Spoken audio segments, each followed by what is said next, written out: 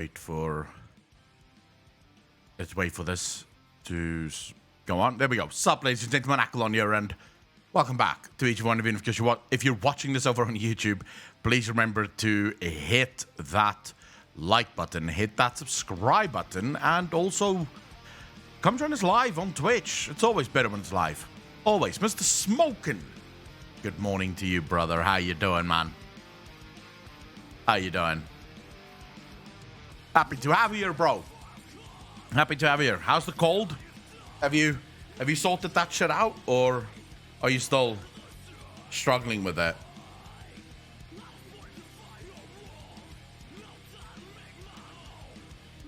Just make sure everything is in place, because I have... Fuck, do I have a theory for you guys today. Whoa. Oh, can you feel it? Can you feel the excitement? I am so excited to share this theory. I'm alive, damn sinus infection and antibiotics are making me miserable. I know the feels, bro. I haven't been, I had COVID for 2 days. I was very, very fucking ill. But I haven't been ill since. Since COVID started, I haven't had flu. I haven't had the cold. I've been spared almost every other illness on the planet. So... I have to say, it's good fucking times.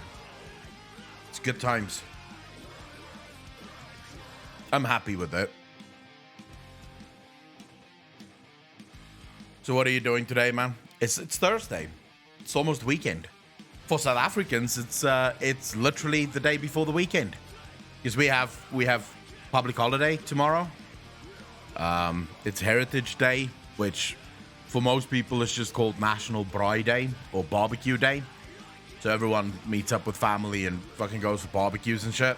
Not me, of course. I'll be streaming. Saint, how you doing, brother? Happy to have you here. Ah, man, I'm excited. I have such a cool theory for you guys today. Nay Labs, how you doing? Like, I'm done with the bullshit for a while. I just don't want to deal with Blizzard's bullshit anymore. I'm refocusing my efforts on lore. The fucking negative shit with World of Warcraft is really pissing me off. I think the antibiotics are worse than the sinus infection. My booty has been exploding because of them. Ah, you're one of those guys. My brother has the same issue. Alright, how you doing, brother? My brother has the same issue. Like, he can't... antibiotics fucks up the bacteria in his stomach. You can buy... Like, there's medication that my brother drinks with antibiotics. So whenever he takes antibiotics, he takes this medication as well because it replaces gut bacteria. You should probably look into getting that. Because for me, it's not a problem. Like, I can drink antibiotics and nothing happens to me. But I know my brother is similar to you. It fucks him up. Papa Shango, how you doing, brother? Happy to have all of you here. Probiotic protection, yeah. I don't have that. I think it's because I drink so much Pepsi Max and like Coke Zero and stuff, that because when I can't get Pepsi Max, I'll drink Coke Zero, because they have a new one which is like caffeine free and sugar free. It's actually fucking delicious. But yeah, I think I drink so much of that shit that my stomach have just like hardened to the point where nothing can upset it. Take probiotic capsules or eat yogurt. You have to keep doing it because the antibiotics will kill those too, but it should help. Who made Titans? Probably the devs. I know the Ice Forest, Desert, and King. What about you? Sarah, how you doing? Well, yes, of course the devs. Pikarku, how you doing?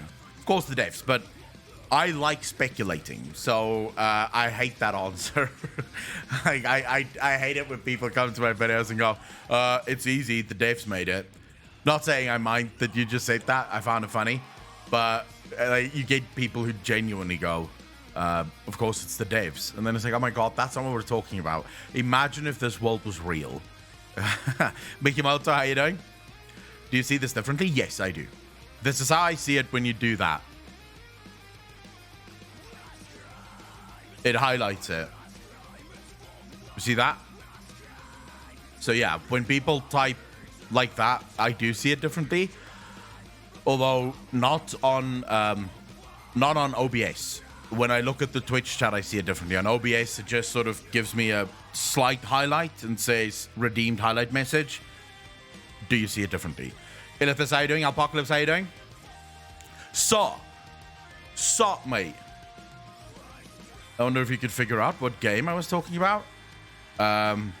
Ice Forest Desert and King. What about you?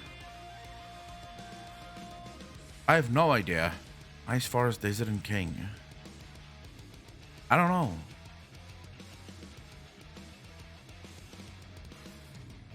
I've been eating probiotic yogurt and taking a supplement. Ark.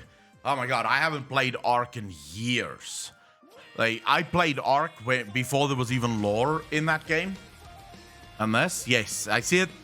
I see it the exact same way as I see the highlight my message, although it doesn't have the sort of purple over the word. It just sort of goes redeemed, ask me anything, 400. But then again, people ask me anything all the time and I answer all the time, so I don't think that matters. Happy to be here, G. Getting baked and playing games. Keen for this theory, dude. I'm keen to go into this theory. Mother of Doggos, how you doing? I'm very keen to go into this theory. Like, when I played Ark last, it was literally just a survival game. Hey, mate, will you play Diablo 2 Resurrected? Dario? No, probably not. At least I don't feel like it now. I might tomorrow wake up and go, oh, I really want to play it. But right now, I don't really feel like it. Plus, I don't play a lot of games on stream. At this point, the only game that I do play on stream is sometimes after gym. We'll play Final Fantasy. And on Fridays, we sometimes play Final Fantasy. But I don't really play a lot. I'm not really a game streamer, right? I prefer hanging out with people. Low-key, get a semi whenever you say that. When I say what, Saint, Ark keeping me busy. I pretty much play about 16 hours a day and then switch to other games. I don't sleep much. Jesus. Yeah, I sleep about 4 to 5 hours, maybe, a day.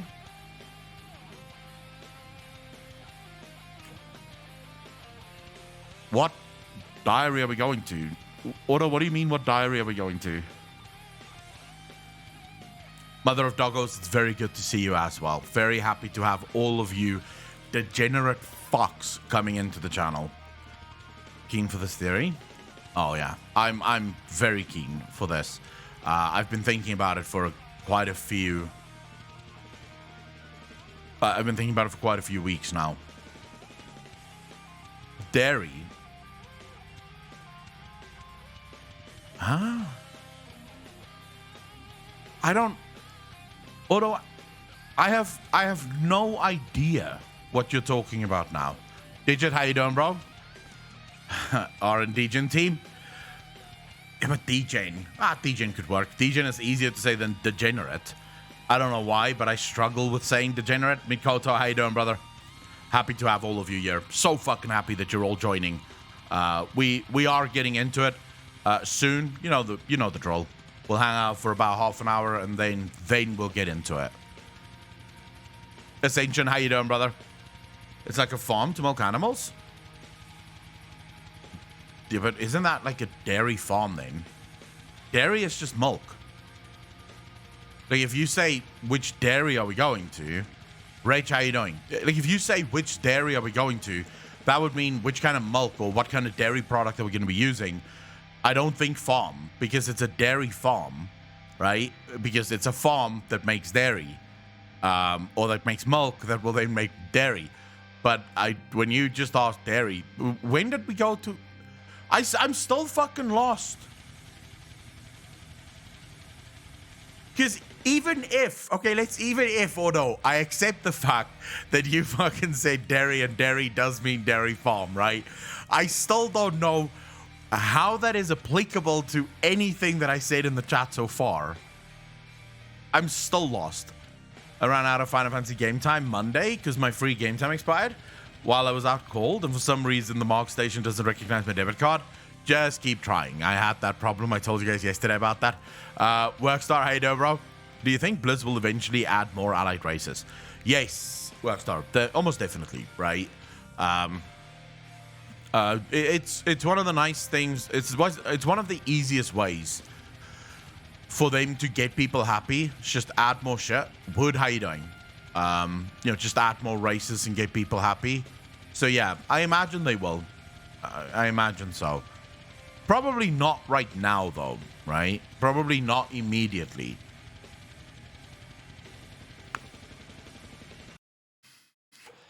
I don't know. Does Yoshi P cosplay all the time? He does wear a lot of rings, I must say.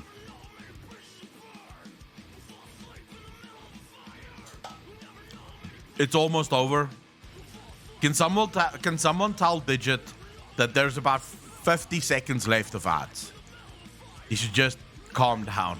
It's almost over.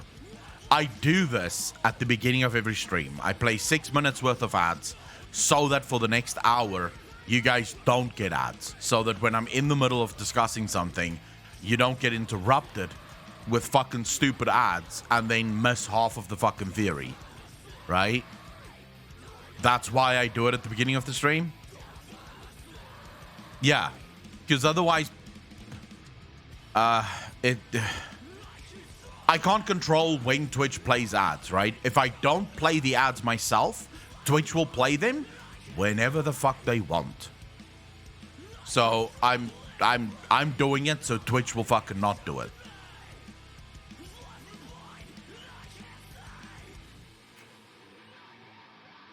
Boo Monkey, holy fuck. Ladies and gentlemen, I am proud to announce that we have been joined once more after months of wondering whether or not she had died or just lost all contact with the world. We are joined by Poo Monkey. Can we get some love in chat for Poo Monkey? Poo Monkey has been part of the channel for years, and she's been off doing fucking whatever. Poo Monkey, happy to have you back, and I hope that life has been good to you. I hope that life has been good to you. And of course, Apocalypse, thank you so much for gifting subs. Did really appreciate that. More degenerates for the fucking channel. Let's go.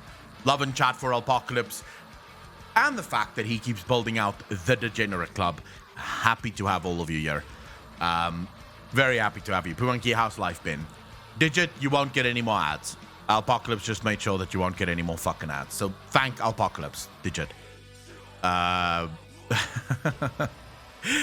Digit was complaining a lot about those ads, like counting every single fucking ad that he was getting. That's funny. But I promise you, for the next 53 minutes, there will be no ads. Apocalypse, I appreciate that. But you do realize that your reinvestment of the money that I give you is effectively like a net loss for both of us, right? Because the money you give, I get only half of that. So we keep working in a loss here. Enoch, how you doing? Forgot to run, how you doing? Enoch, check who's in chat.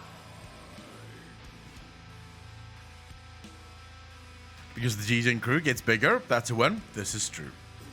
This is true. We keep adding more degenerate fucks to the channel, which is always a good thing. Notifications are so late. Razor Connor, how you doing? Not really. We've only been live for 14 minutes. We haven't really discussed anything. Living Shit Show, how you doing? My guild got AOTC last night, killed your waifu, and she passed the fuck out. Eleanor, I hate all of you. I can say I haven't touched the Dark Lady. I haven't gone anywhere near her. Am I? Yeah, but that's 10 minutes I've missed. But I made sure not to discuss anything proper. Plus, you basically just missed 10 minutes of ads. Well, 6 of those minutes were ads, right? Time Warp, how you doing? I'm degenerate and down a sub. Saying that is a feels bad moment. That is a fucking feels bad moment. Remember, guys, the way I stop my streams at all times, right? And you can always know this. So when you see the notification for me going live, go grab yourself a coffee, go chill the fuck out. Because for the first 6 minutes of all ads, I am playing, of all streams, I'm playing ads, right? So that no one gets ads later.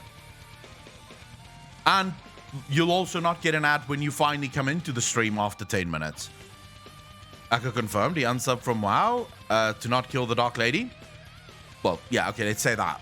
Now, I actually unsubbed from WoW because I believe that if you're going to get my money, you have to deserve it, right? So that's why I unsubbed. Like, that was the literal reason. We talked about my sinus infection and the antibiotics making my booty explode. That was a proper conversation, Akko. For this chat, yes. For this chat, I would say that was one of the deepest conversations we've ever fucking had. Although last night probably went a little bit deeper. Last night was probably the most sexual discussion we've ever had on chat. I'm assuming we lost like at least half a dozen followers who came into the channel going, oh, this is a great stream. And then immediately heard what we were talking about and went, oh, this is disgusting. Oh, no. I'll leave. I'll see myself out. Thank you very much. So yeah, last night was fucking wild. Streaming after the gym is fucking dangerous. Snaps fingers. Dawn missed it. Time Warp. It was surreal. It'll be up on YouTube at some point. Greetings. I hope everyone has a good day, night, etc. Many as one. How you doing, bro? Not degenerate enough to be here. True. I don't really care, right? If people don't like what I do on Twitch, they don't have to be here, right? They don't have to be here. My new favorite saying is, no one invited you. It's my new favorite thing. Like, whenever someone on Twitter sort of fucking accuses me of stuff or goes, oh my god, I'm offended or whatever, I just love saying, well, no one invited you. And that's it. Don't worry about me. Worry about yourself, mate. I had to step out for an hour while you all played Have You Ever? Oh yeah. I have a new video series. Apocalypse remind me that we have to meet with the mods. Because I'm going to need all of your help to make this a reality. I am taking 2 lies and 1 truth to the next level.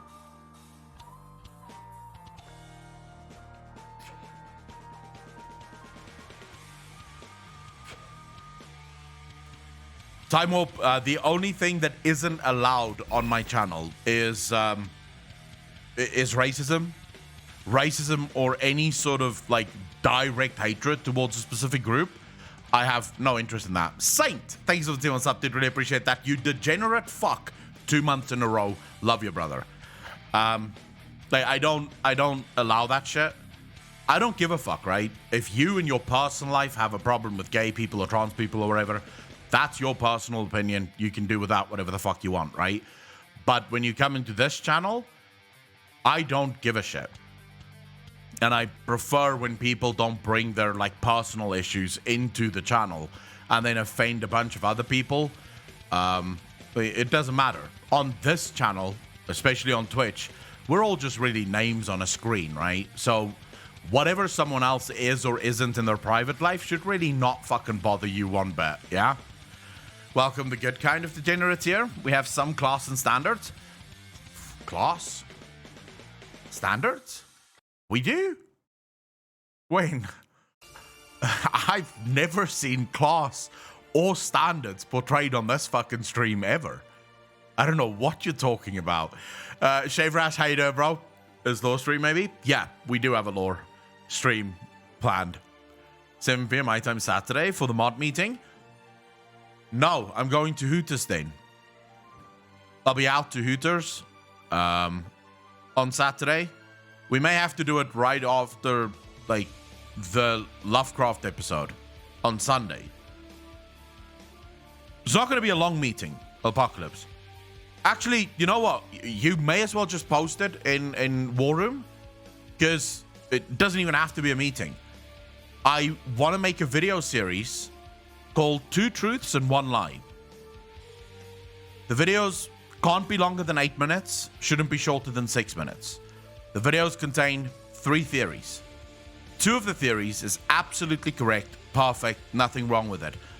1 of the theories could be 95% correct with one small diversion, right? So one small thing. So for example, let's do a theory about Sargeras, yeah? Sargeras traveled the realm defeating the demons, right? He then saw that the demons kept regenerating and realized that the demons are regenerating because of the twisting nether.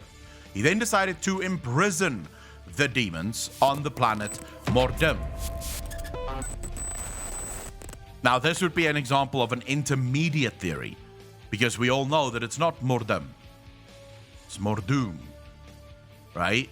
So it's a small thing. You just change a couple of lines or a couple of facts, or maybe you say he imprisoned the demons on Mordoon, then realized that he needed the demon army, and he decided to break them free from the prison by using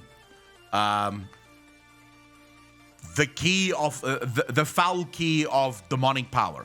Yeah, we all know that there was no foul key of demonic power, so this would be an example of a more beginner two truths and one lie. But then it's up to viewers to spot the truths and the lie, and exactly where the lie was within the lie. And then at the beginning of every new video, so the next video will give answers to the last one. That was their accent.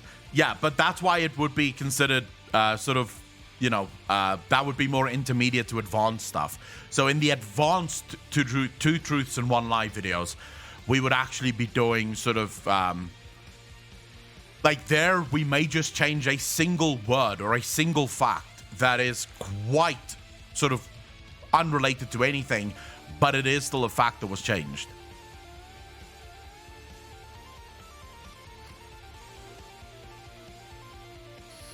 Pumanki, we missed you too. Yeah, I'm not going to make the post now. That's why I said if you want to do it now, if you want to let the mods know now, you can do it in War Room. I'll do it in War Room after, but I'm not going to sit here and write in War Room just now. Shay, no. This is what people... I hate that people believe this, because... And no hate to Pyromancer whatsoever, but this is actually a theory that Pyromancer came up with, right? Where Pyromancer said demons can't regenerate. The demons regenerated because of Sargeras, because Sargeras imprisoned Argus. Sargeras didn't imprison Argus when he fought the demons on behalf of the Titan Pantheon, right? And demons were still regenerating even then. So what Argus did was speed up the regeneration process. Argus never caused regeneration. Demons will automatically regenerate within the Twisting Nether regardless of anything, right? Even if there's no Argus, they will still regenerate within the Twisting Nether. The only way to kill them is by killing them in the Twisting Nether. What he did with Argus was he basically sped that process up by, say, 1,000. So rather than it taking a couple of 100 years for a demon to be reborn, it would be near instant, maybe a couple of months or a couple of weeks even, through the power of Argus, right? Basically retconning his war against them and wanting us to forget that story. Well, no, because in the Chronicles they had that story, right? So definitely didn't want us to forget the story. How do we decipher? Eleanor, it wouldn't be stuff like that. It wouldn't be stuff like that. You can ask Apocalypse, because myself and Apocalypse have often talked about playing this game. It would always be something that if you know the lore very well, right? So if you really know the lore, you would be able to spot the lie. You would be able to spot the lie.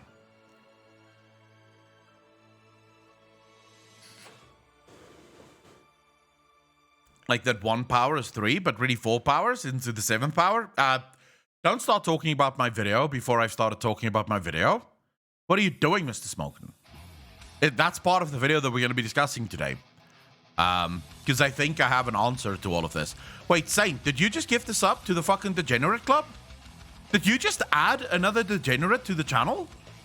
Can we get some love in chat? Ladies and gentlemen, when people add Degenerates to this channel, that must be celebrated. I saw no hearts in chat. I saw no one saying thank you. The fuck is this? It's like you guys don't want the Degenerate Club to grow. Do you want to be lone warriors on Twitch? We need we need strength in numbers. Otherwise, Twitch is going to kick us. Because we're going to piss off the whole of Twitch. This is the goal, right? The goal is to get to a point where we have other content creators going, listen, bro, you will never raid me. And I'll go, why? What's wrong?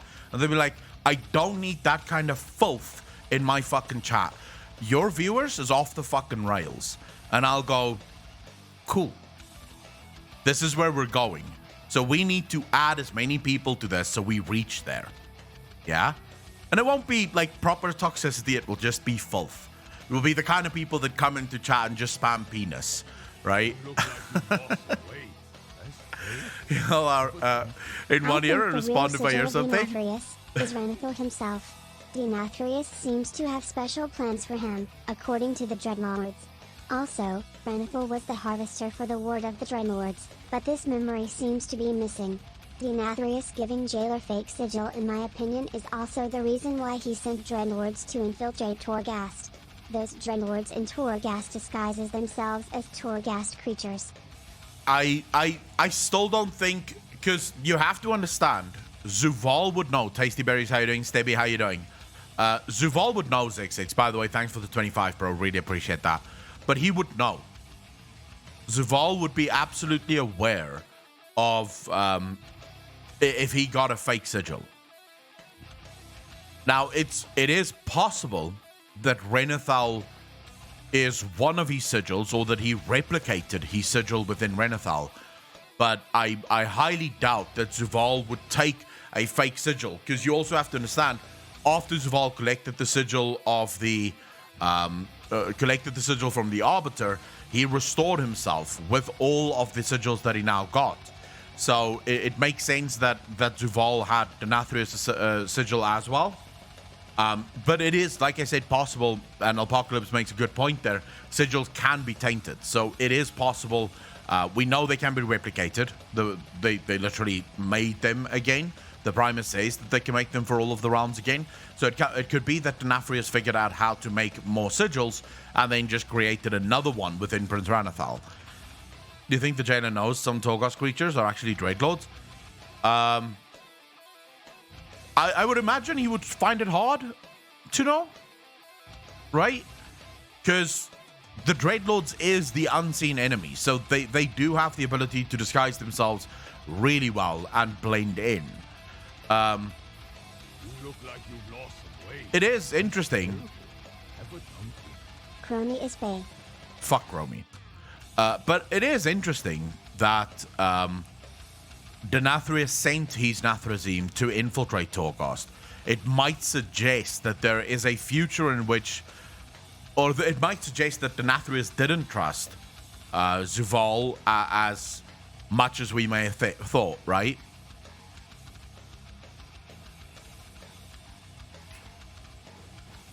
Unforgive one. I love this voice. Ivy is perfect. It's funny to me. The way Ivy reads the messages I find funny. And that's why I keep it. I mean, people like spamming the bits and saying things with bits. So, and Ivy just makes it funnier. Vol doesn't notice one of the sigils is fake. I agree. Wait, that's terrible. Have a dumpling. My creepy voice brings all the boys to the yard. Now that sounded wrong.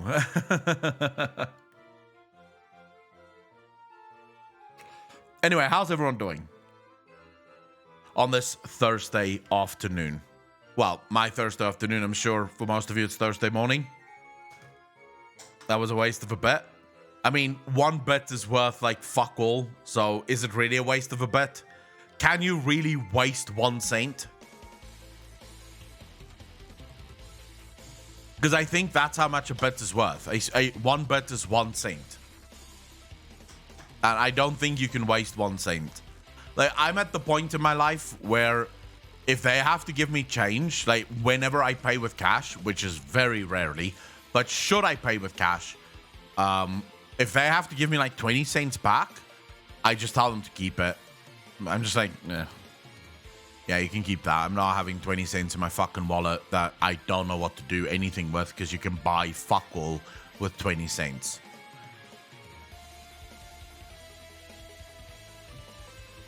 I don't know. 100 bits, I think, is $1. I think. Yeah, I think 100 bits is $1. Can someone check if you try to buy bits? How much do you pay for 100 bits? Yeah, 100 bits is $1. So 1 bit would be 1 cent.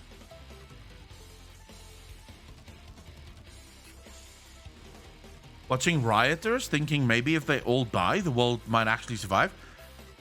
Huh?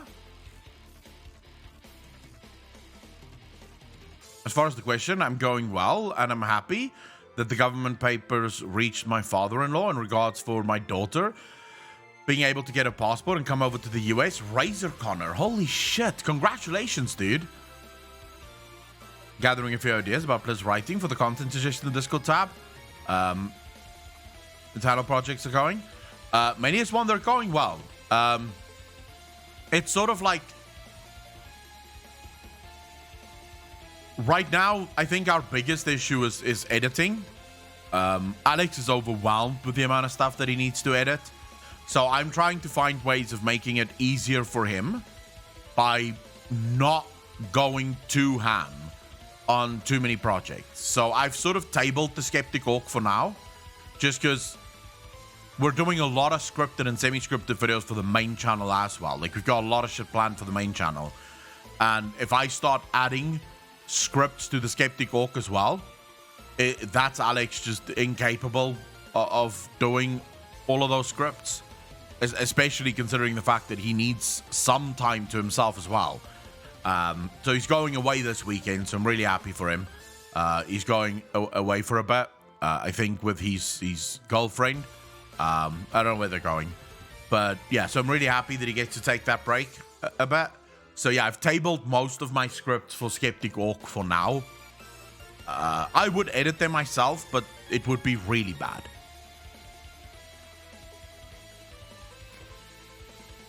I agree, Apocalypse. I try never to stress him out, right? So I try to, whenever I can, I'll tell Alex to take the day off, or like if I don't really need something right now, I'll tell him, don't worry about it now, dude. You can do it next week or whatever. So I try to sort of give him as much time to also recuperate, because Alex isn't like me. Alex can work very hard, but he's got ADHD and shit. So if he has to work all the time, I think he'll drive himself fucking crazy. Whereas I can't not work. If I have to sit for even an hour doing nothing, I'll drive myself up the fucking wall. So I'd rather work all the time. So I've started doing things like whenever I do Patreon videos, and I'm going to start doing that much more from next week. I want to do at least 3 behind-the-scenes Patreon videos every week. I edit those myself, so patrons, I do apologize for the fucking horrible editing, but this is what you get. You know, how's the 14 progress going? Archeon, how you doing, bro? It's going well. Not as fast as I should be going, I suppose. Like, I'm definitely not going to be done with Final Fantasy before Endwalker comes out. But we're almost at ARR 2.0. Like, we're almost at the 2.0 to 2.3 quests is where you finish with ARR and then move into Heavensward. So we're almost there. I think we have a couple of levels to go, and maybe a couple of days that we still have to do that in. But I don't play as much. That's really the problem, because I don't really have gaming streams. So tonight I'll go to the gym, and then maybe after the gym we'll go live and we'll play a little bit of Final Fantasy. But I don't play games as a rule on my streams. My streams are mainly just chatting streams. Agent, how you doing, bro? Did you see Balio's video yesterday about how... Yes, Agent. We actually reacted to that video.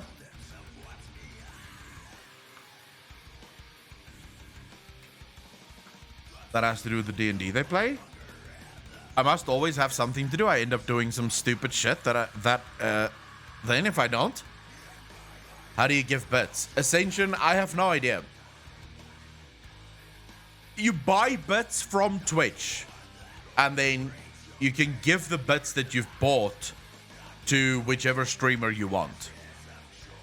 Did you do that long as fuck in duty and ARR yet? No, Unforgiven one. By the way, guys, I will never do anything in ARR if it's not on stream. You can believe that. I don't touch Final Fantasy as much as I would love to. I don't have. I don't play off stream. Buy bits, then throw bits at streamer. Yeah, oh, it's the diamond next to the send message bar. There's a little diamond. You click that.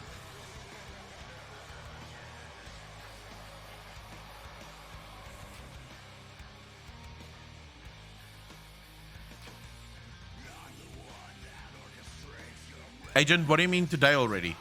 Oh, you mean the reaction to it? I don't know if we'll be able to upload the reaction to it today. Alex's PC got fucked.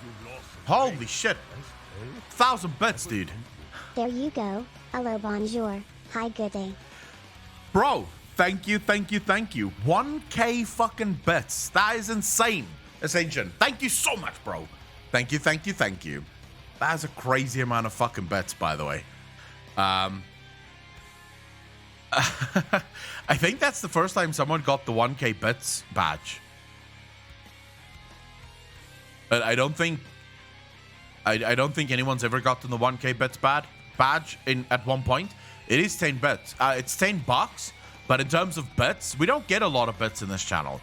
We get small bits for people wanting to say stuff. Like Zigzix probably gives more bits than anyone else in the channel because he basically gives 25 bits 5 or 6 times a stream.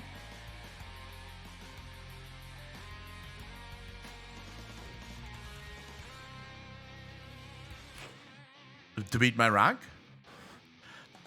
Don't dare, Apocalypse. He's one of those people that he doesn't like dares.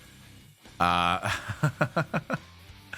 just came back to WoW after 3 years away, and I didn't know much about the boosters until I saw that video.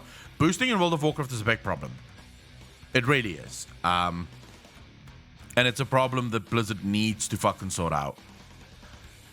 It's a problem that they absolutely have to fucking sort it out. I don't know. Well, we've spoken about this yesterday. I don't know how they're going to sort it out. Because a lot of the ways in which they could try to sort it out will ultimately destroy other things, right? It will ultimately destroy other things. Yeah, Twitch's markup on bits is absolutely disgusting. Like, the amount of money that they take from bits is surreal. But then again, I suppose it's in line with how it works for subs and stuff as well. Because it's 50%. You get 50%, they get 50%.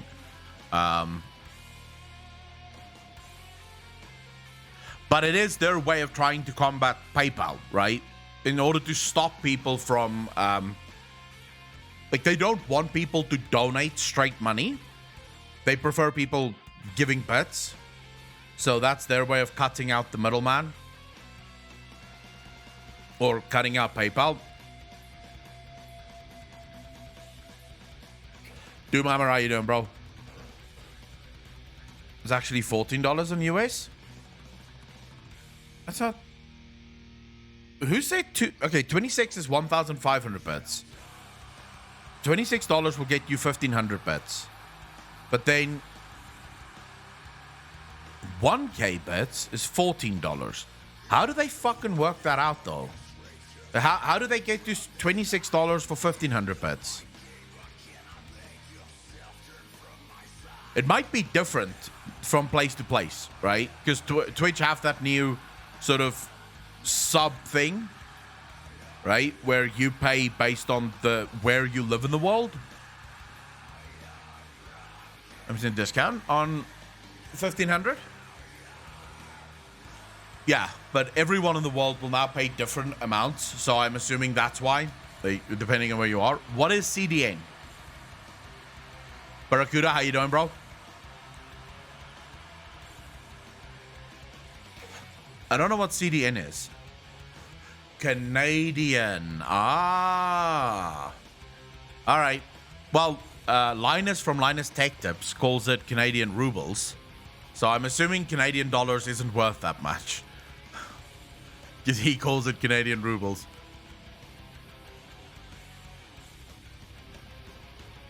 You know, why is it that expensive for you?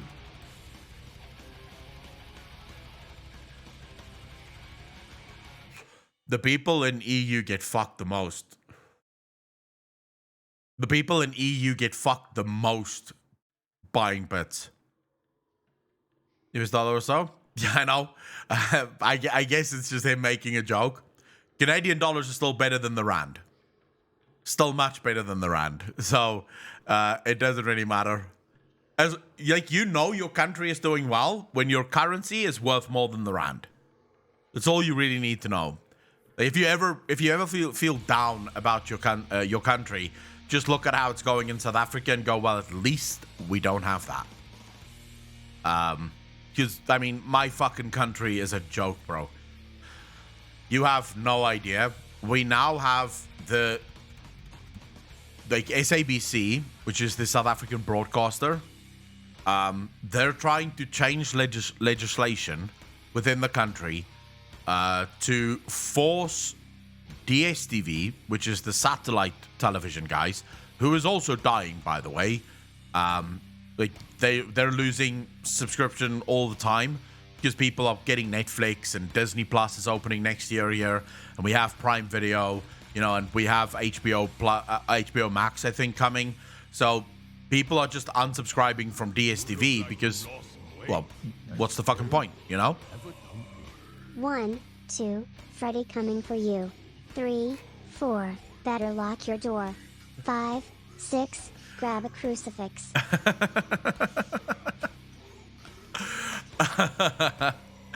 But, alright, so they're now trying to force TV licenses. So they've changed the name of TV licenses from a TV license, which no one ever fucking paid for, to a household fee. Right? That's what they call it, household levy. So they're trying to force DSTV to, within their subscription model, charge the household levy and then pay the household levy over to the South African broadcaster. Because they can't get anyone to actually pay for TV licenses. Because guess what? No one is watching the SABC anymore. Like, not a single person watches the SABC anymore. No one gives a fuck who would watch the national broadcaster when they literally have fuck all on. Yeah? So the reason they're doing the legislation that way is because they're trying to force, they're trying to get to a position where they can also force Netflix, Prime, all of those guys to also charge the household fee.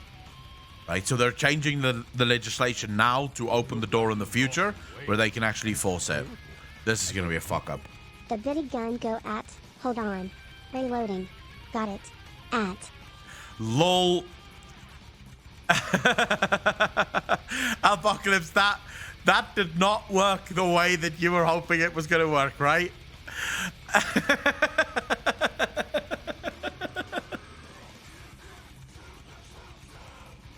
Oh my god, that really fucking went down.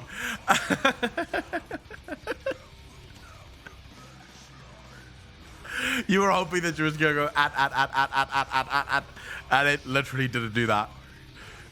Second old time. I figured I'll start now and beat you eventually. As the years go, I am more convinced to go back to torrents instead of buying Netflix and stuff alike.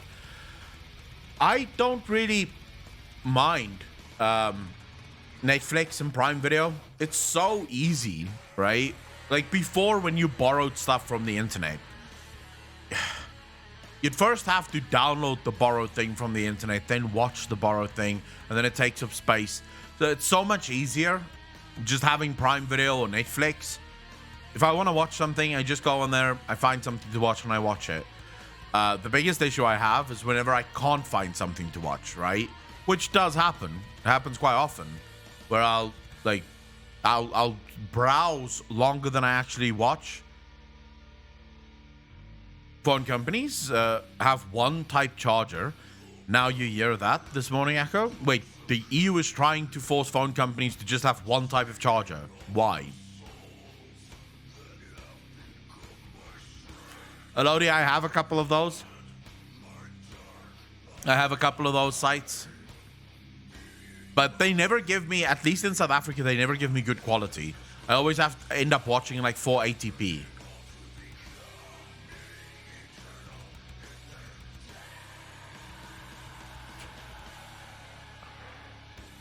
Yeah, don't give Apocalypse ideas.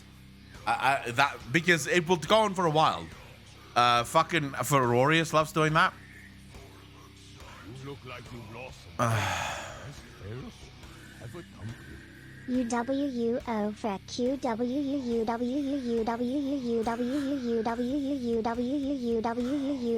frick sorry guys UWUW sorry I'm dropping UWU my UIs all over the UWU place UWUW sorry. I don't know why I find that funny as shit. You look like you've lost some Oh weight. my god. Have a dumpling. 777777777 just kidding. Oh my god, let's not do the fucking 7777 bullshit thing. That's terrible. Have a dumpling. Should Wait. just ban that guy. Just bad guy. It's okay to banning people. That was funny as shit. You sure it's easy to buy? But for example, there are TV shows that have been released back in 2018, and today, with ports up to Amazon Prime, I still can't watch this because it's blocked for my geolocation. So even that I paid, I had to watch 2 lost seasons of shows from torrents. Shave Rash, just get a torrent. Not a torrent. Get a VPN.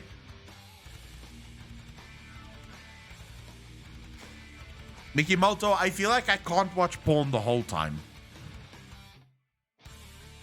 Like, there is a point where, yeah, I don't know. It's too much. There's a point where you just have to step away from the PC. Like, if you keep watching porn after you finished, you know you have a fucking problem. Like, you should not keep watching after you finished. You look like you've lost some weight. That's terrible. Have a dumpling. Is this the hype train? No. It is not the hype train. I don't actually know. The hype train is close. The hype train is close, but... And it's all doggo emotes this time around. It's like a bunch of doggos. But the hype train is close. It's not there yet, sadly. You have 3 minutes to activate the Skamar train in order to unlock 5 doggo emotes. I have tried with VPN, but it still somehow blocked me. At this point, I just gave up on playing and took the matter with old ways. Javras, much respect there. Shay, Look like you've lost some weight. That's terrible. the Skamar train is basically... Choo choo. Scam train coming. Chugga chugga chugga chugga chugga. The Skamar train is Twitch's way of ensuring that people get into hype and then they start giving streamers more money. The Skamar train starts at level 1 and you can level it up to level 5. It triggers when enough people have gifted subs or gifted bits in the channel. That triggers the Skamar train. The Skamar train starts, and then people get all hyped, and you can start to push. You can start to try to push the hype train to level 5. I think the highest we've ever pushed the hype train was level 5, 1,200% into level 5. There you go. I think that's going to trigger the Skamar train. Malthrax, you degenerate fuck! Adding 5 more people. Love you, bro. Thank you, thank you, thank you. Really appreciate that, bro. Thank you so much. Can we get some love in chat for Malthrax and the 5 community subs? And we're getting ever closer to us going into the new theory. I'm just waiting for everyone to settle in. We'll hang out a bit. We'll chat a little bit, and then we'll get going. Nico, good morning. How you doing? There you go. Can everyone see the hype train? You should be able to see it. It's at the top of chat. You can see that we're level 2, 72% complete. It's sort of a thing that's built into Twitch. I guess because they see it works, and obviously they want more money, so they want to try to force people to give more money.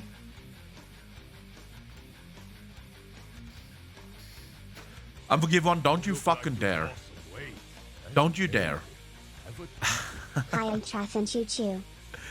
Wait, that didn't work. But Malthrax, thank you for the 1 bit, dude. Really appreciate that. Just got my morning coffee. You and me both. Is that really, though, dipping into the FOMO? Like, genuine question. Are you... Does anyone actually right now experience FOMO? Like, seeing this command strain activate, are you actually looking at that bar at 72% and thinking to yourself, fuck, we need to get it to 100%? Because, I mean, I call it the command strain because I'm sure it does for some people, but I don't necessarily, like, I don't think it works as well as it should, right?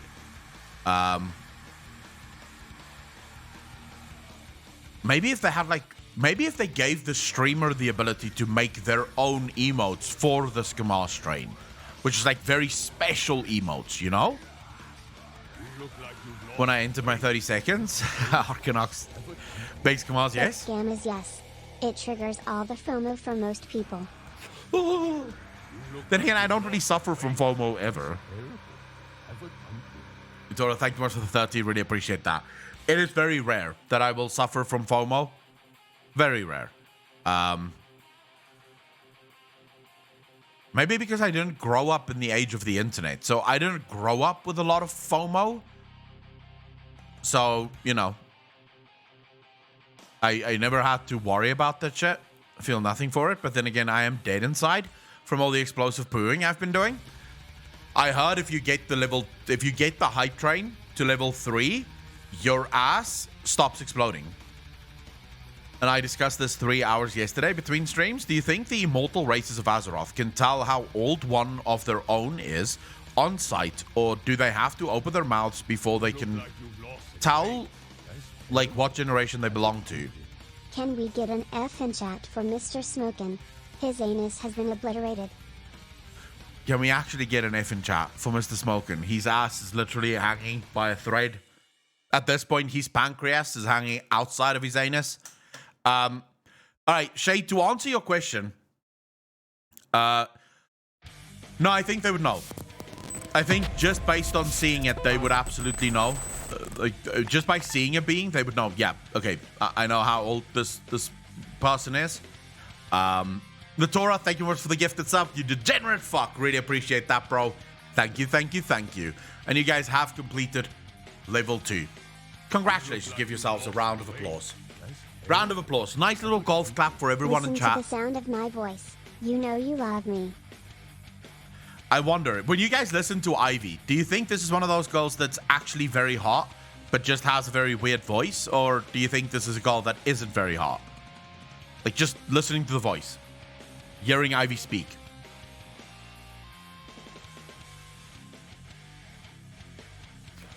Eleanor, you want pics of someone's pancreas hanging outside their anus? Someone was an insult. You called your buddies. It made something else then than what it does now. I don't even know what it meant then. I was an 80s kid, right? You look like you've lost some weight. That's terrible. Have a dumpling. Ivy is a child. Anyone who says yes is a weeb of full measure. D-Zach, how you doing, brother? I don't think Ivy is a child.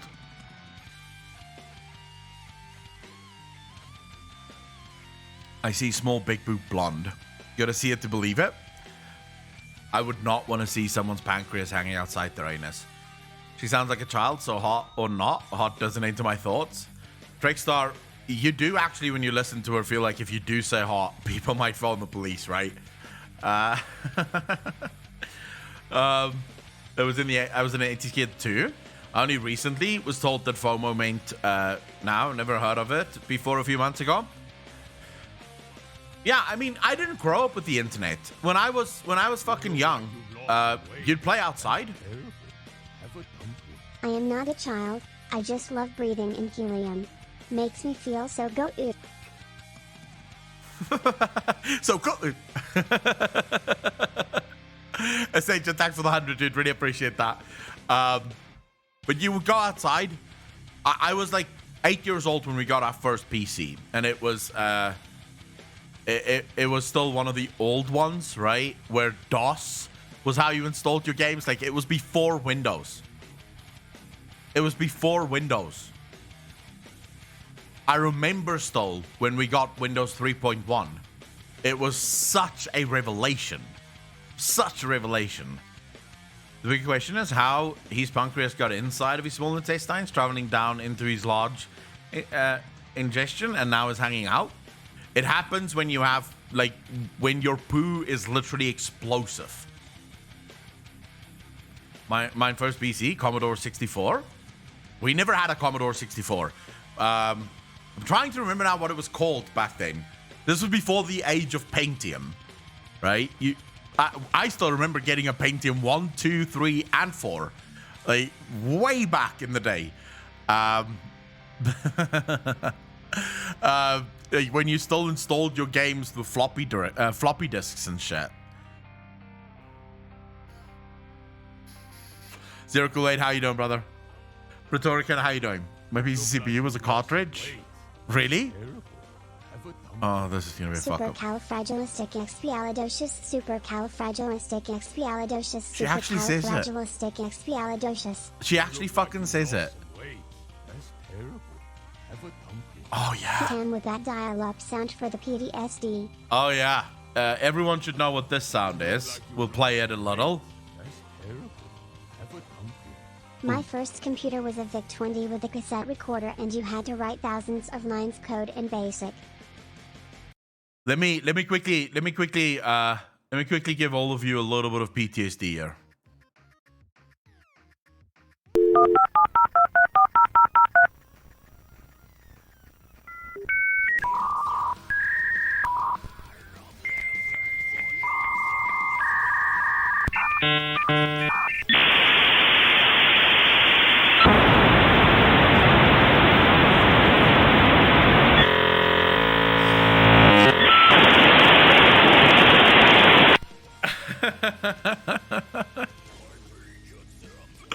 Oh my god, the horror, the fucking horror, and then it wouldn't connect. Make it stop. So, if you don't know what that is, you're too young to be in this stream.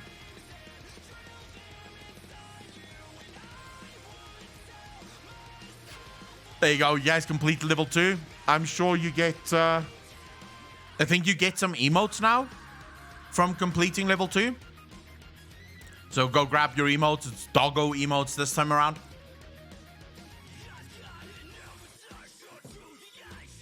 Choo choo, motherfuckers. Choo choo. I'll give a choo choo too.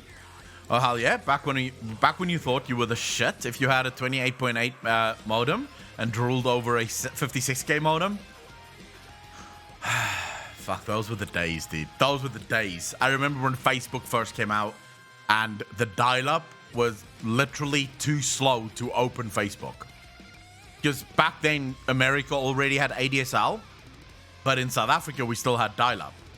So you got Facebook because you thought, why not? Everyone's getting Facebook. But you couldn't actually open Facebook because dial-up wouldn't be fast enough to open Facebook. What's the phone? I want to play Diablo. I can remember trying to download old games on dial-up and someone calling the house. Oh my shit. But you eventually got like a splitter. We had that. We eventually bought my dad bought a splitter where you could make a phone call and it wouldn't interrupt the dial-up internet. Spread the Gagan word into the wide world.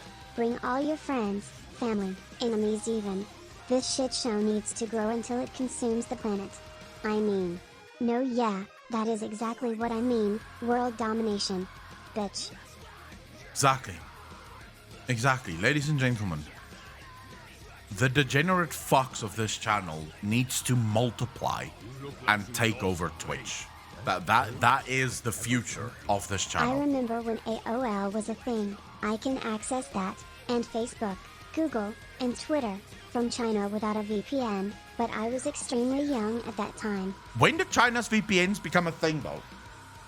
Like how long ago was that? Like when China finally became, like when China started implementing their VPNs to stop the whole world? Here's 12 Rand friend.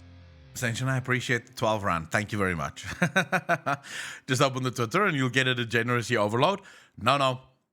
the thing we have here is true degeneracy. What they have over on Twitter is mental illness.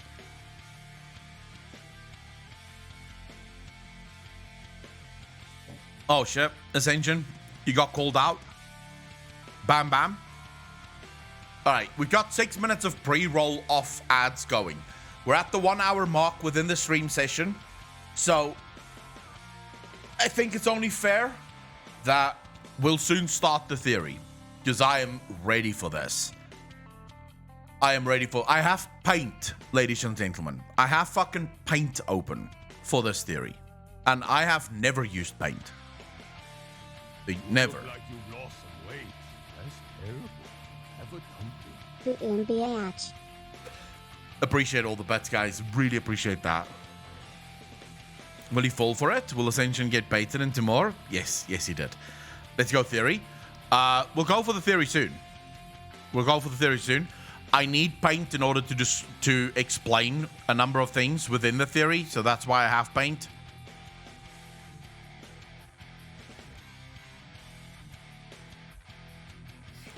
Shockwave website. I never had that. I never used the Shockwave website. So I'm assuming I'm not old enough to have used it, maybe?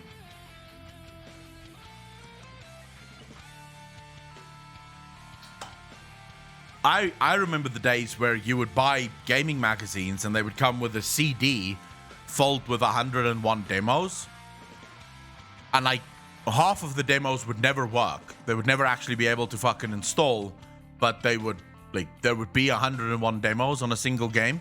And I discovered a go-kart game back then on one of those 101 demo discs. And I remember playing that go-kart game. It only had two racetracks on it, but I played that game for hours and hours on end trying to beat the game.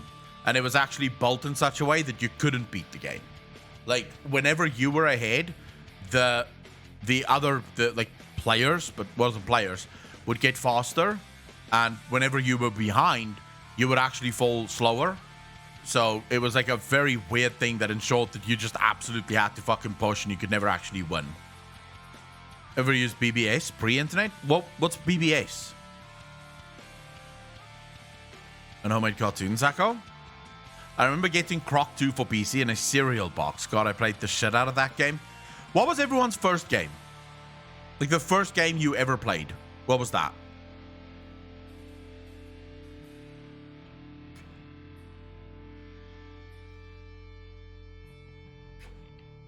I mean proper game. Right? So not like... Let's exclude things like flash games and silly games. Let's say your first proper game that you had to actually buy. So you went to a store and you bought the game. What was that game? The game that actually, let's put it this way. I'm changing the rules. It's my stream. I can do what I want. And you degenerate fucks will just have to play along. What I want to know is the game that got you into gaming. What game was that? Like, after you played that game, you were like, I am a gamer now. Pac-Man, Rayman, Legend of Zelda. We have WoW there as well. Diablo, Zelda, Super Mario, Tomb Raider, Savage by Discovery, SMB 1 and Zelda. My broer, Dimon Boer, how you doing, bro? Contra. Jesus, Contra. Fuck my life. That is a blast from the past. Alex Kidd, World of Warcraft, Ratchet and Clank, Stronghold Crusader. Very good fucking game. Commandos. Prince of Commandos was such a good game. Prince of Lara Croft, Diablo. Alright, I'm old as fuck. River Raid on Atari. Duke Nukem. Oh my god. I remember playing that at my cousin's house. Resident Evil 2. Minor. No One Lives Forever. Currently in the copyright hell. Yo, Contra was my shit back in the day. Contra was so fucking cool. Street Fighter, Frogger was first PC. Final Fantasy 7. Jesus, Lodi. Up, up, down, down, left, left. BA start. Let's go. 30 lives. Bionic Commando was dope too. Kasami Ninja and Alien vs. Predator for Jaguar. Oh my god. Do you guys remember the Alien vs. Predator games? Like, that game was dope back in the day. Although Predator was quite overpowered, if I remember correctly. E.T. on Atari. Essentially, so you started with the failed game. The game that killed Atari is the first game you ever played.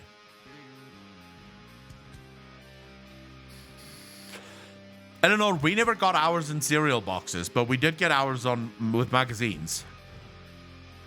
I still have that on PS2. Dino Crisis was a good one too. I remember a game where you'd buy a gun for your console. I don't know if you guys remember this, right? You'd have these consoles that took the cartridges, for Sega, but you could buy a gun for Sega. And then you would actually be in this dinosaur world and you had to shoot dinosaurs. You had Duck Hunt, which was another one. You had all of these shooting games. I played the crap out of those as well, but my favorite was the dinosaur one. We got ours for free. Nice, Aliath. I remember House of the Dead, fucking Dino Crisis, Sega and NES and Super NES. The ominous, yeah, first game, super abstract as fuck. I would always fall into the pit and die, but I would love making my flower was healthy. I wouldn't shoot the duck, so the dog would laugh. The old laser gun, yeah. I remember Duck Hunt. My mom tried to shoot the dog in Duck Hunt when she'd missed the dogs. I had gigabits before I had PC games. Indeed. Oh, and do you guys remember the Tamagotchi? Please tell me you guys remember the Tamagotchi. I remember going to school, and then me and my brothers would give our Tamagotchis to my mother, and she would have to keep them alive during school because the school actually had to implement a rule that said you're not allowed to bring your Tamagotchi to school because every single child had their Tamagotchi, and in class people would just sit there and feed the Tamagotchi and try to let it grow. It was fucking huge. Getting home and going, where's my Tamagotchi? Where's my Tamagotchi? And you just fucking play the whole day, play with your Tamagotchi. Oh my god, the things we did back then. By the way, 3 minutes of ads, then another 3 minutes of ads, and then we go, right? This is literally now within the next 10 minutes, we're starting the theory.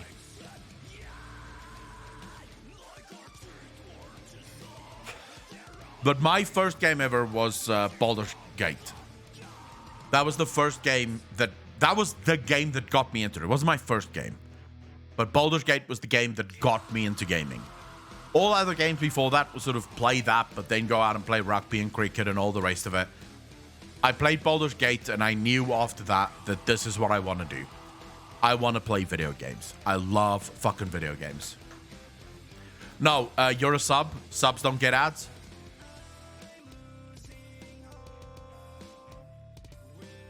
Sega Genesis, Master System outside of the US versus the Super NES.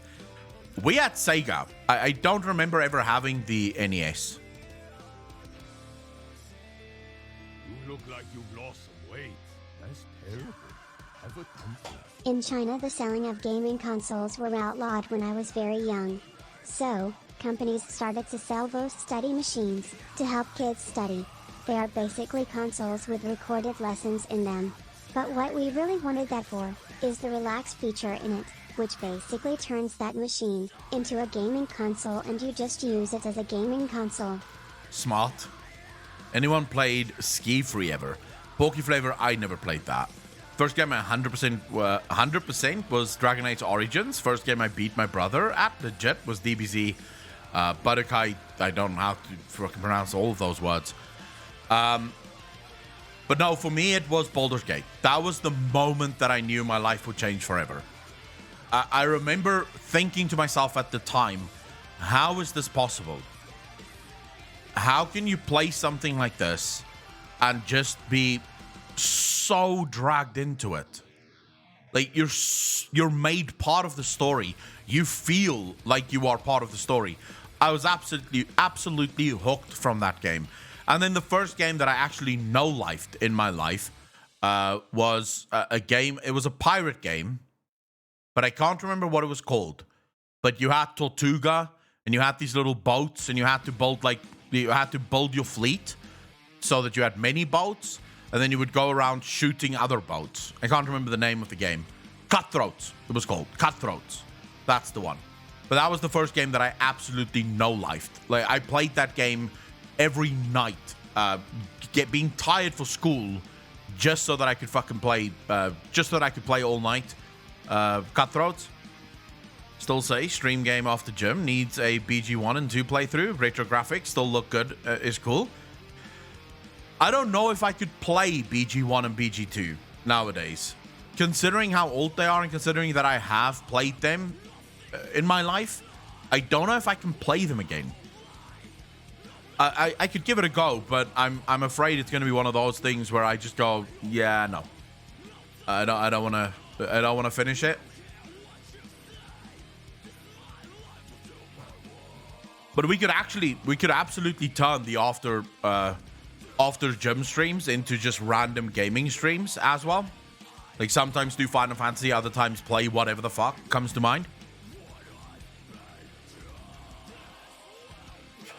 Road Rash games. It sounds familiar. AD&D games from pre-Wizards of the West Coast. SSI were the publisher. All the games based on Dragonlance and Forgotten Realms. You can easily replay them now, especially on stream where chat is your character's conscience. There is BG2 remastered for widescreens. I have all of the Baldur's Gates. I have all of the remasters for BG1 and BG2. So I have them. I just, I don't know if I will play them again. My first game was Tank Wars on a 5-inch floppy disk. Jesus.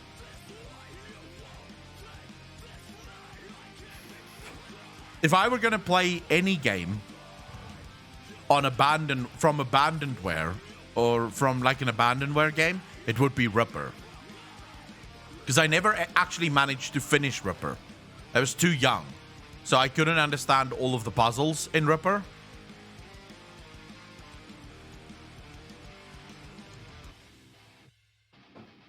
Nico, yes. We played a little bit of Baldur's Gate 3 on the stream, and then I decided, no, I'll wait for the game to fully launch, and then we'll jump into it when it's fully live. But yes, we are going to be playing Baldur's Gate 3 on stream. I'm so ready for that game to launch in its full state. Yeah, absolutely. So yeah, that will definitely happen. Anyways, ladies and gentlemen, go grab some coffee, stretch your legs. Don't just sit at the fucking PC. It's not healthy. I'm quickly gonna go make some another coffee because I need one. And then when I get back, it's theory time. All right.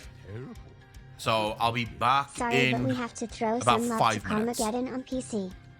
Was so fun.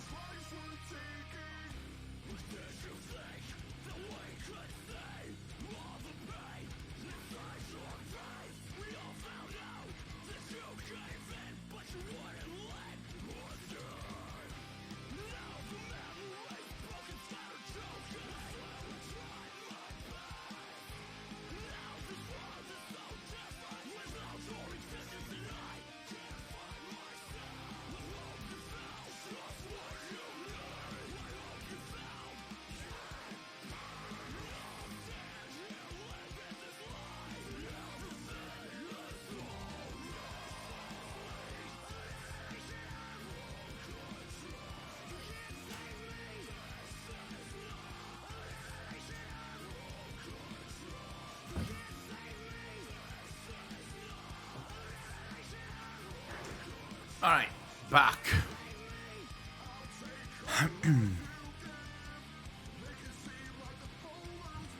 Welcome back, ladies and gentlemen. Shh, shh. Quiet, quiet. Quiet. Let's not speak. Let's not speak anymore. All right. Let's see. Let's get into this theory, because it's something that I've been working on for about 3 weeks now. I've been struggling with this theory. I've been trying to figure out where the Titans came from, but more importantly, not just the Titans. What we're really talking about here is, where did all of the cosmological forces come from? What does it mean? We have the adventure journal from the brokers that obviously describes something. The question being, what does it describe? What is the Titans? What is the creation of a universe? Do they even know what they're describing? Because they go through a bunch of different things, right? Where they explain that there's one force, there's a bunch of forces, there might be more than one force. So what exactly does all of that mean? So for that, we're going to pull out a very, very powerful tool, right? Something that I have in my entire life, maybe used twice, and at least for the last decade, I've never used it. So bear with me. But we're going into paint, because I feel like paint is the best way for me to show you what I'm talking about. I know it's next level. This is like, this is the kind of technology that most of you are probably looking at and going, what is this? We've never seen it. Don't worry, it's actually quite easy to use, right? I'm told it's quite easy to use. All right, so the brokers tell us that it all started with two forces, right? So that's at least based on what they can tell. It starts with two forces. What are these two forces? So you have one force and you have two forces, right? One and number two. Or we can actually label them. Actually, let's do this. Let's say force A, right? And force B. Okay, so that's what the brokers tell us. They have force A and they have force B. That's what they see at the start of all of this. But then something very interesting happens as they're going through it. And what you need to understand about the broker's journal is that it wasn't after they deciphered all of the information that they wrote the journal. It was actually more a case of them sort of updating the journal as they were deciphering it. So the very first writings that they deciphered, they saw these two powers, power A and power B. But then things sort of started to change, because from what they could tell, right, from Force A, they saw that there's actually three more forces that seem to find its way into this equation. So they have three more forces that join the fray. Where does these three forces come from? Well, a lot of what they saw, and remember, they are deciphering first one runes, first one language, a language that most likely they don't understand, most likely has nothing to do with them. They're trying to decipher it. So they're missing a lot of the parts of the story, but they see three forces finding its way out of this one.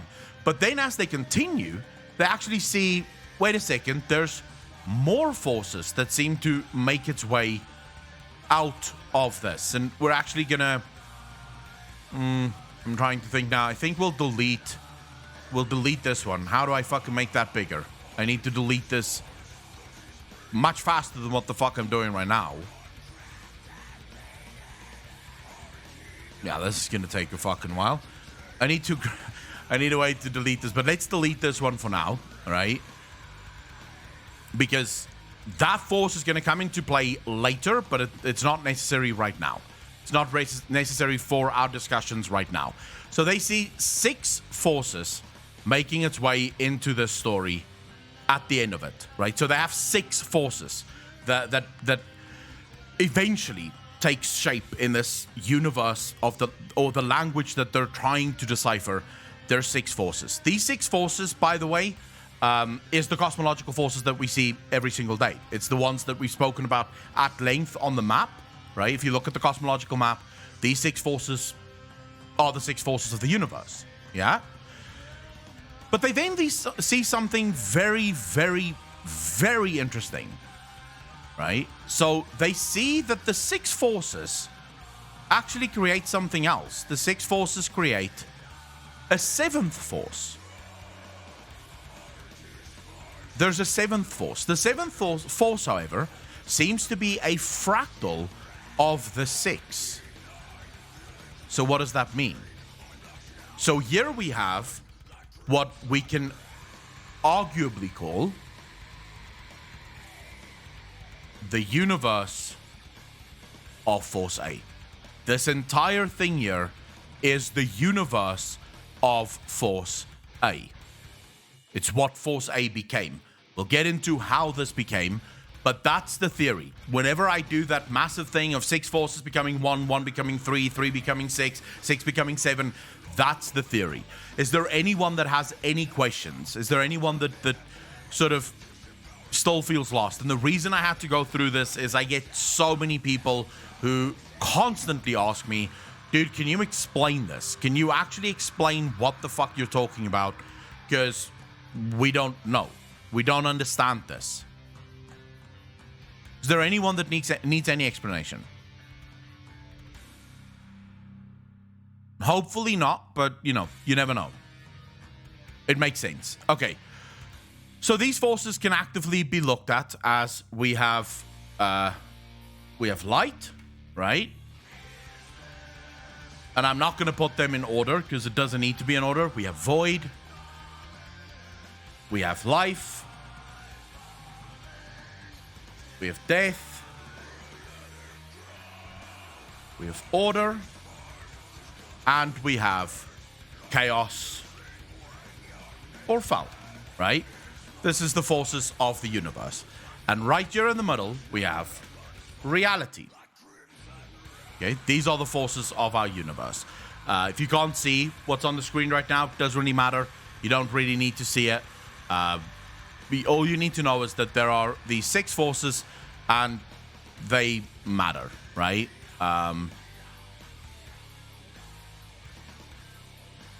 It's just quickly, yeah, you don't really need to know what they say. You just need to know that the 6 forces exist and that's what they stand for.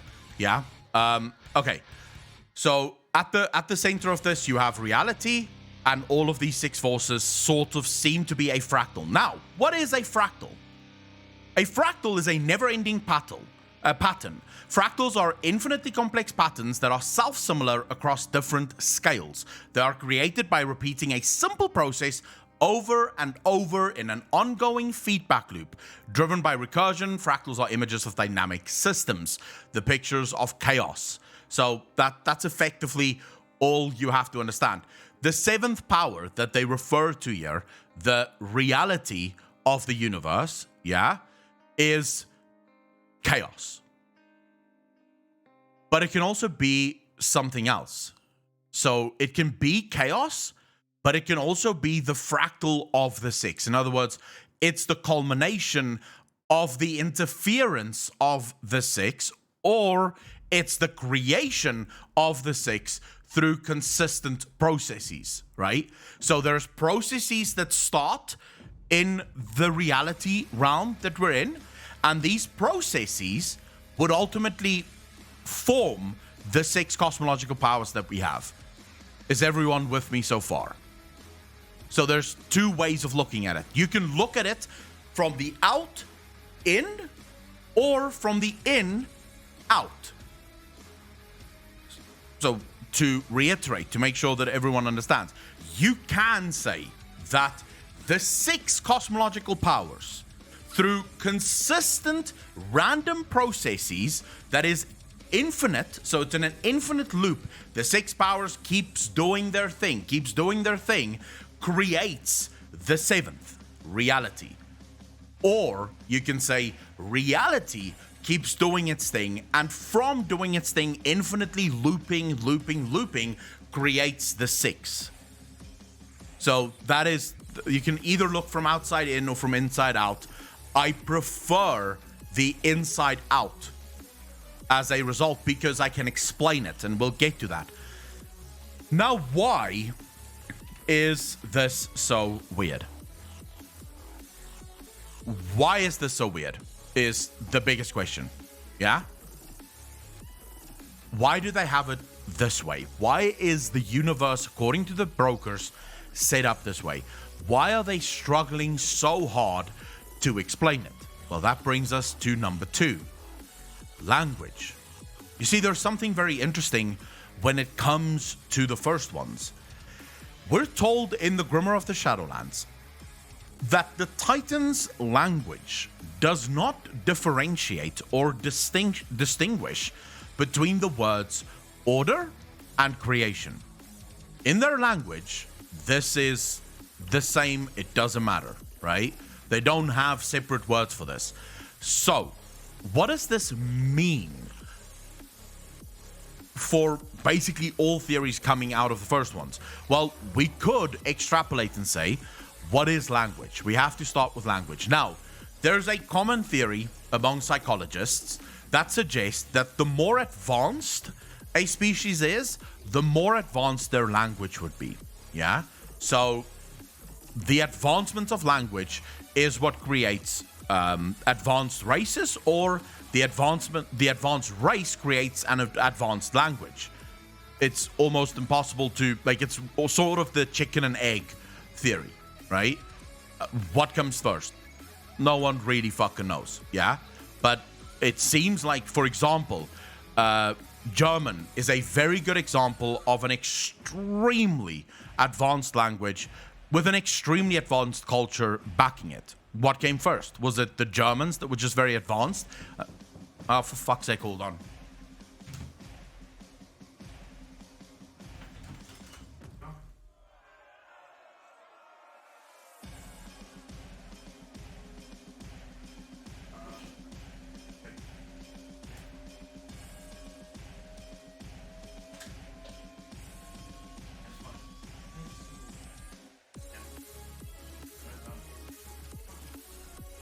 Ik weet niet.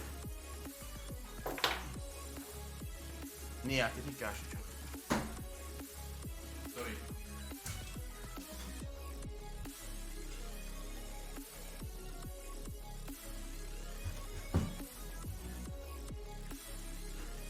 Alright, sorry about that, guys. Okay, it's the chicken and egg theory, right? I do apologize for that. My brother just needed a phone charger because he forgot he's at home. It's the chicken and egg theory, right? What came first? But the Germans, to explain how advanced their language is, came up with words like Schadenfreude, which it's not really something that you need a word for, right? Because all it really does is it describes an emotional feeling. It describes a feeling that you get, right? A sort of pleasure derived from someone else's downfall.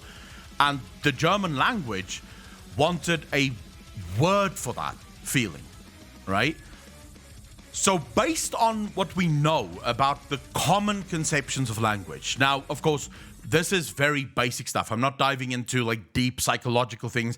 This is not the kind of video. If you want a deep psychological breakdown, go find another channel. We're talking about World of Warcraft lore, but I had to explain it because based on that theory of language, in other words, advanced cultures will have advanced language, and it's a chicken and egg theory.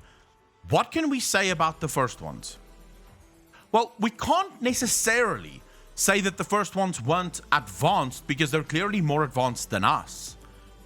But based on the fact that like basic things such as creation and ordering basically having the same word in their vocabulary, we could say that they didn't have much of a need for expression.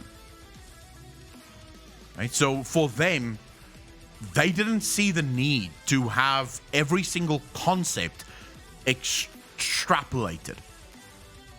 It wasn't how they communicated. Perhaps they have a very different way of communicating. Perhaps the first ones actually communicated through telepathic means or whatever. We can't remember. Is it telepathic? I think it's telepathic, right? When you're communicating just through brainwaves.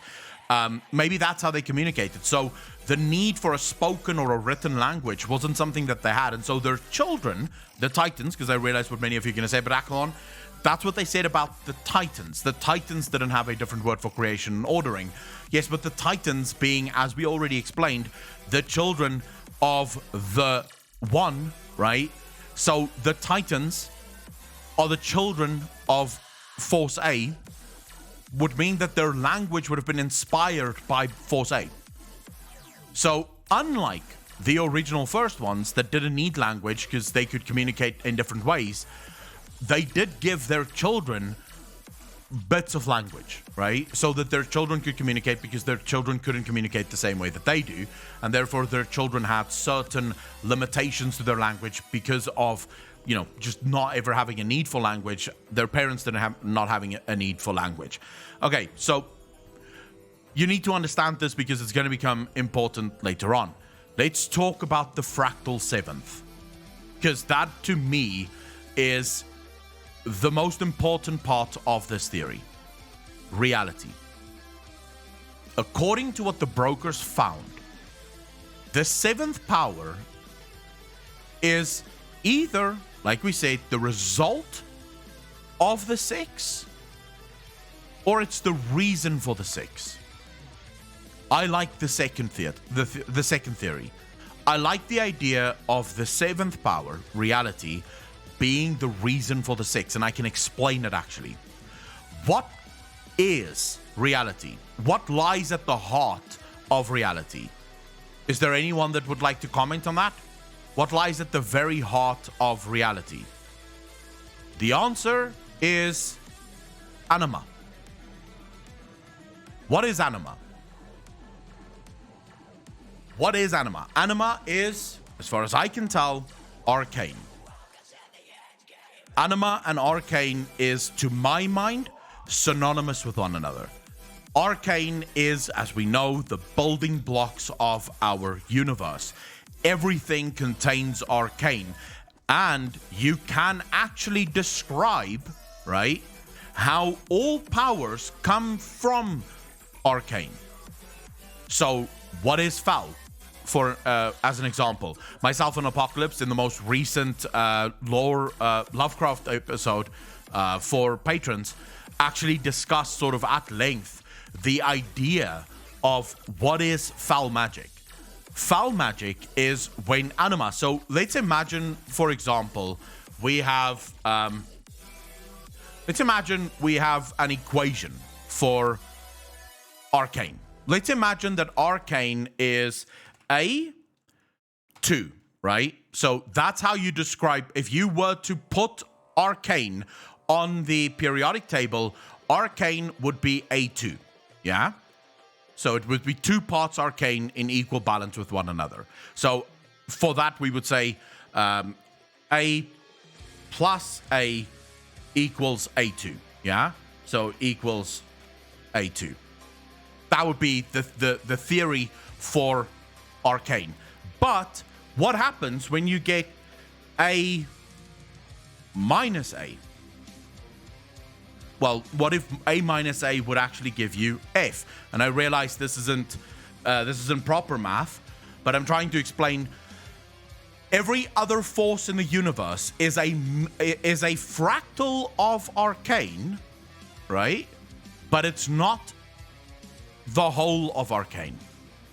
So all other powers of the universe is made up by something of arcane. So for light, the equation here might actually be something like A plus A plus A. So light actually has an extra bond of arcane, which makes it completely and utterly fucking, completely bonkers, right? It completely destroys it. It becomes completely order fucked. Yeah? Foul is a destabilized version of arcane. So it's when arcane is broken up. It's when arcane isn't at its peak. It's not in order. It's not completely balanced. then you get this sort of weird foul magic, which is still derived from arcane, but it isn't arcane. So do you understand why I favor the second part of the theory, or the latter theory? Why I favor reality being the reason for the 6? Because if you go by fractal, a fractal is the resultant state, right? So a fractal is a never-ending pattern. Fractals are infinitely complex patterns that are self-similar across different scales. They are created by repeating a simple process over and over in an ongoing feedback loop. All of these powers are exactly the same thing. They're just different patterns of the infinite loop of reality. Does this make sense to anyone? Or is there anyone that's sitting there going, no, Akalam, I think it's different?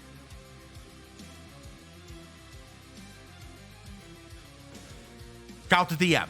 I mean, I was using it, I was literally trying to do it as quickly as humanly possible, just so that it would be explained, right? So yours would actually make more sense. So it would be arcane with a remainder or unknown variable that divides it into foul. So yes, it's when you have arcane. So you could have A plus A equals A2 minus or plus B1, right?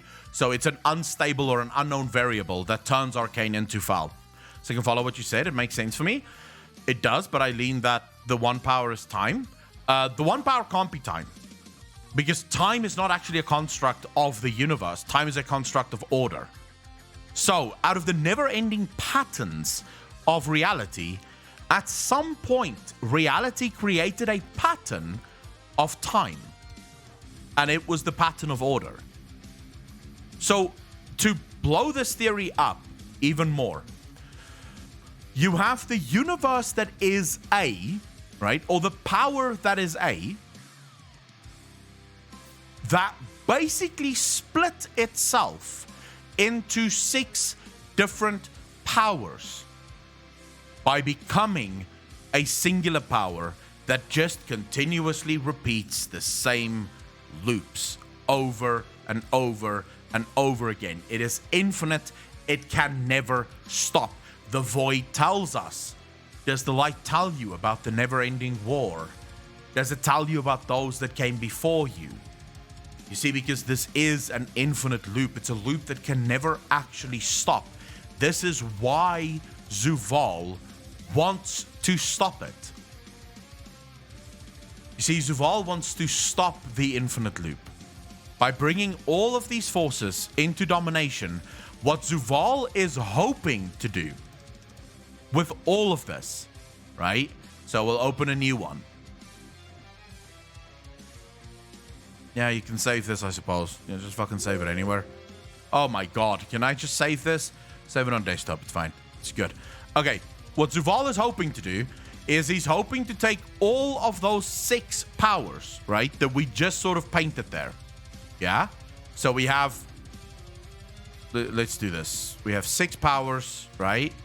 We have the 1 power in the middle. Let's do that. Make it look a little bit better. Oh my god, no. Stop taking my fucking things. All right. So he wants to take these 6 powers that we have here. That is all fractals of the reality. And we'll put all of... Oh my fuck, that's not what I wanted to do. We'll put all of this in a nice little bow like that, right? That's our universe. This is our universe. It's universe A. Right? So that's universe A. This is universe power A. He wants to take all of those powers, basically bring all of them under his domination. So he steps in and now he dominates the entire universe. So all of these infinite looping patterns, all of these patterns that's constantly recreating themselves into these 6 different forces, into the different forces that continuously fight for control, yet they can't fight for control. Let's make this very clear. These 6 forces can never take control of reality because they are actually the children of reality. They were born from reality. So even though they fight for control over reality, what they're actually fighting for is the ability to give themselves the upper hand. Because if they can control the very thing that creates, they can create ultimate power for themselves. Yeah? But they can't really control reality because reality is the very thing that controls them. This is why, by the way, the Titans...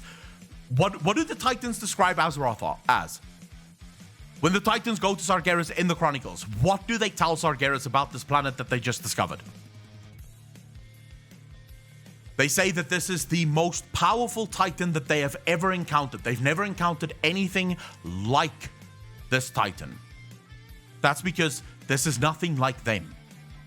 You see, they are simple results of a never-ending pattern drawn by Azeroth. They are the result of patterns that Azeroth draws every single day. That's why they believe her to be the most powerful Titan they've ever encountered, because she's not a Titan. She's something else. She's something far more ancient and something far more powerful. What Zuval is hoping to do is dominate the universe by dominating Azeroth. This is why he says, death comes for the soul of your world. This is why in the preamble, the pre-patch for Shadowlands, the Morsworn tells us the Banished One will claim what was his. You see, he believes that Azeroth belongs to him. And what he wants to do is this. He wants to take this power and make it this. So from here, we'll get this. Right? This is now his domain. He is Zuval. This is what he wants, right? This is exactly what he wants. He wants to control the universe.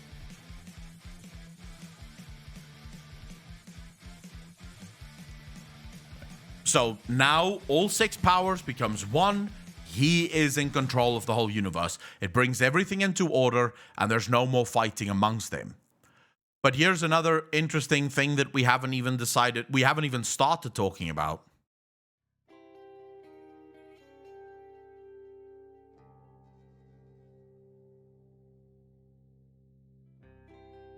Because while all of this is going on this side, we have Zuval wanting to dominate all of A.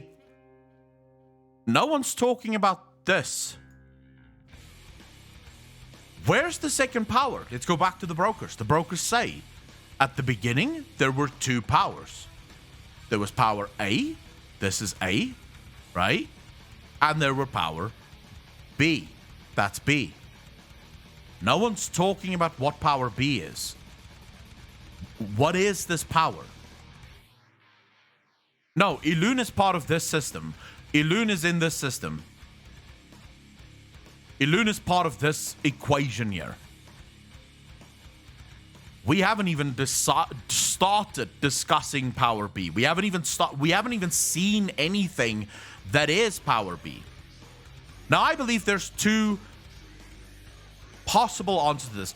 The Crooked Serpent in the map, in the Grimoire map, might be maybe a remnant of that. In other words, there used to be 2 serpents, the serpents eating each other's tails. So A and B used to be in absolute harmony, and at some point A removed B from the equation.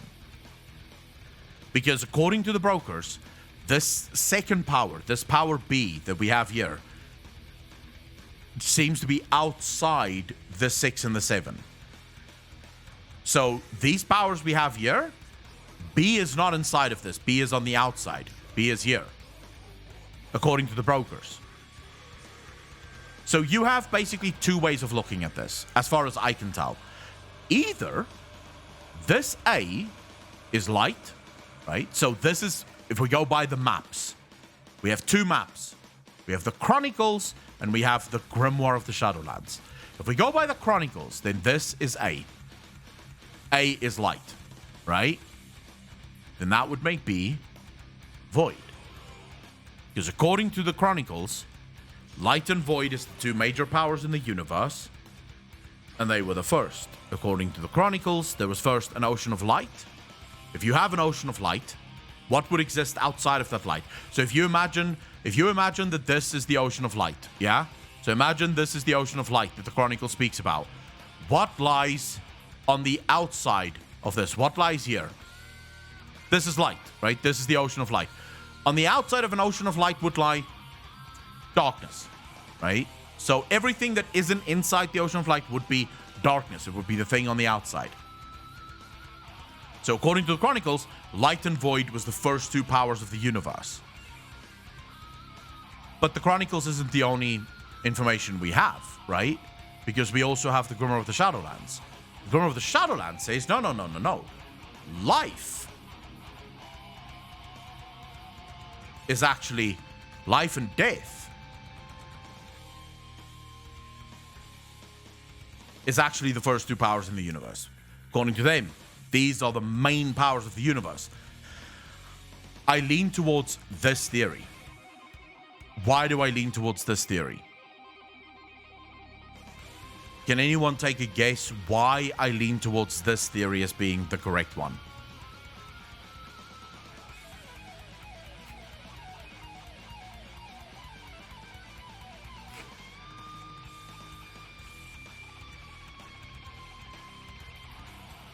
No, it's not because it's new and shiny. There is an actual reason why I believe in this theory.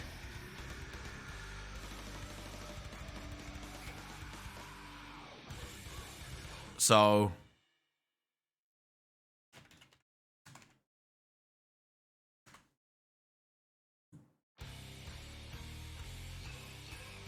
his people.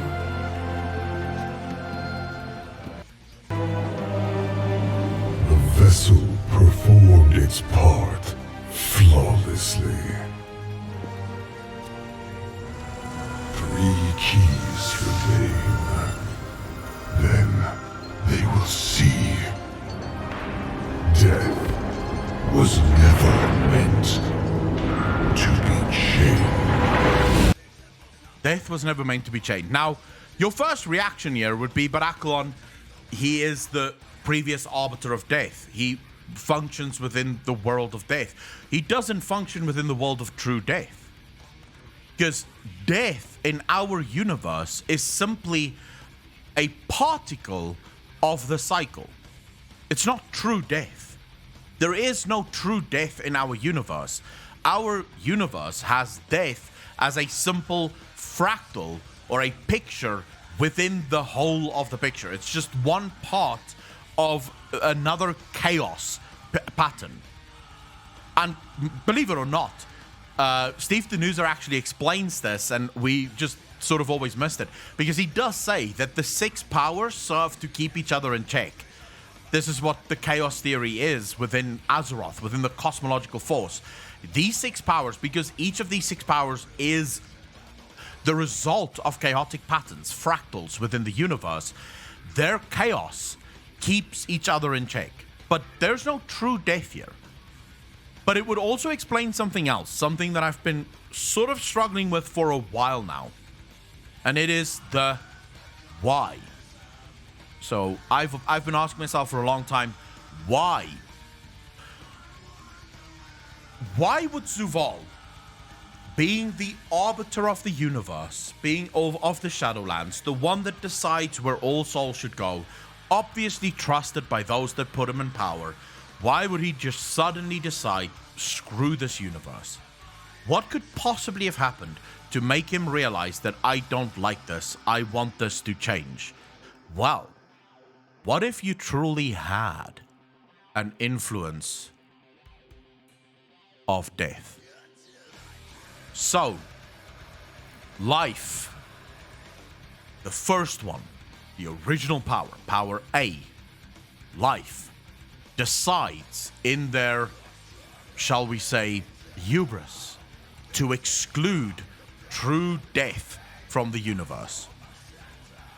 And they build reality And from reality, all of these other forces came into existence. Death is now excluded. Death is no longer part of the equation. But Death isn't happy with not being part of the equation, because Death was always meant to be part of the equation. It's what the Clockmaker wanted, and we'll just make the Clockmaker a bunch of fucking question marks. You don't have to worry about him, right? We don't know shit about him yet. Well, the only thing that could make a noble soul such as Zuval, one who was literally in charge of making sure that Death played its part, turn against all of this, would be the interference of another power, and it would be this one. So Death was never meant to be chained. You were never meant to exclude true Death from the equation. This is what he's trying to do. You see, by bringing the whole universe into one dominated fashion,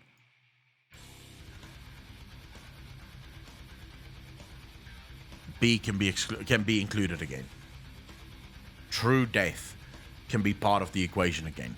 Because there's no way he's going to convince all 6 of the cosmological powers to allow Death entrance again. But if he dominates all of them, he can bring Death back. Does this make sense? Or did I just basically waste my time with paint? A versus B, life versus death? Yes, Digit. Effectively. It was never meant to be life versus death, right? It was meant to be life and death working in unison.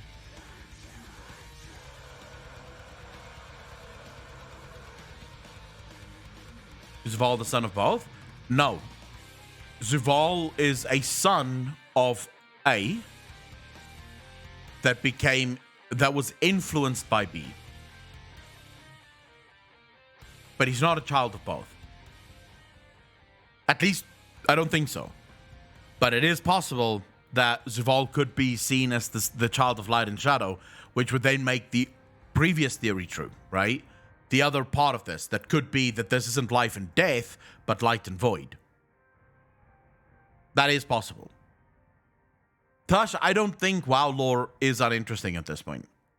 I think if you're extremely negative at the moment, and you're negative with WoW, and you're maybe disenfranchised with WoW, then sure, you might look at this and find it extremely uninteresting. I find these things extremely interesting, mainly because if this is true, it gives such rich undertones to future stories, right? But this is like what we're getting to here, and make no mistake, this video will be uploaded to YouTube, and it's probably not going to get many views, right? There's probably not going to be many people that watch this, because what I'm dealing with here is like a high-level, macro, like massive storytelling, right? We're dealing with cosmological powers. We're dealing outside, yeah. So yeah, to me, things like this is very interesting. I hope that the rest of you found this interesting. Like, if you didn't, the truth is, no one invited you. But I hope Blizzard throw this not in the trash bin. I would be very sad if Blizzard decides to just up and fuck off, right? Just this is not the direction that they're gonna go with this.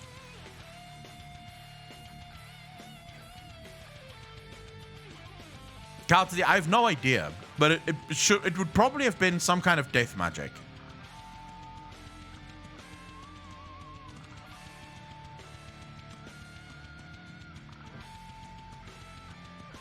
Talik, you could look at the first powers as Alpha and Omega, but this is why I favor the life v death theory, right? Because Alpha and Omega simply means beginning and end, yeah? So Alpha would be life, this is where the start is, and death would be the end. So the original powers would have been Alpha, Omega, life, death, but they excluded death because life wanted an eternal system where death would never actually be part of the equation. To bring death back, am I correct? It meant to be life plus death, and Zuval wants to become life to bring death back. Am I correct? Well, he basically wants to conquer life, if you will, right? So it's not that he wants to become life. He wants to conquer it. He wants to conquer all 6 of the forces so that he can bring death, true death, back into the equation. At least that's my read on this. That's how I'm reading the lore at the minute. Now, maybe I'm wrong. There's always a chance for that, right? I could be wrong. I don't think I am, though. Is the ending for WoW? They're going with this theory. It seems to me now is the ending for WoW. Are you saying if they're going with this theory, 10.0 would be the ending for WoW? Dumpster fire going on inside Blizzard right now. I would not be surprised if they just fuck off from everything that's happened in Shadowlands. They can't really fuck off from everything that's going on in the Shadowlands. They don't really have that option.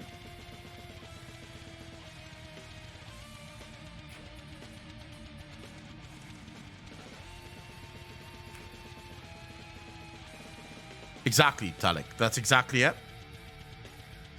Infinite Sigil from Arbiter having taken back to by Zuval. Does the sigil have any crucial meaning, mayhap? Well, yes. The sigil itself is perhaps the biggest giveaway to this, because it describes the infinite nature of the universe that was built. Yeah? Like, they literally built an infinite universe, a universe that could never end. But that's not how the clockmakers wanted it to be. The universe was never meant to be infinite. The universe was meant to be beginning and end. All things that live must die. All things must come to an end. The writers like the Shadowlands story and would just blame the troubles on other factors. Like, I can't, like, here's my problem with straight up, and I know I do it myself, yeah? Sometimes for hyperbole, other times genuinely. But I don't know right now whether the writers of World of Warcraft deserve all of the blame, or whether maybe the way that Ian and the team want to design the game is the reason the lore is as shit as it is. Like, I don't know that.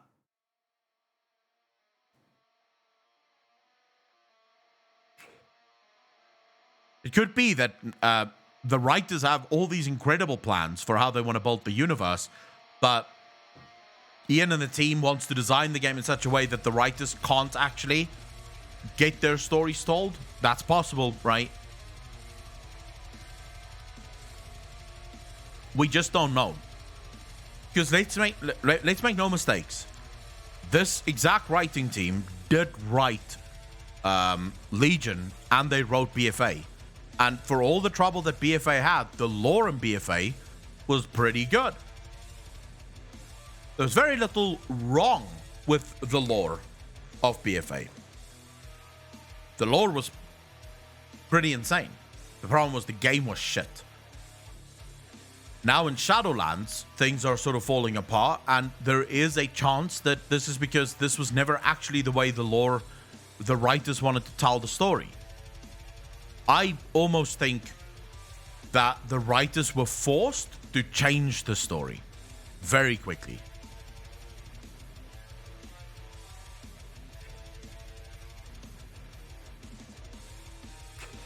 I don't agree that BFA lore was a dumpster fire. BFA lore became a dumpster fire right at the end. This is why I'm saying I think there was some kind of rush job.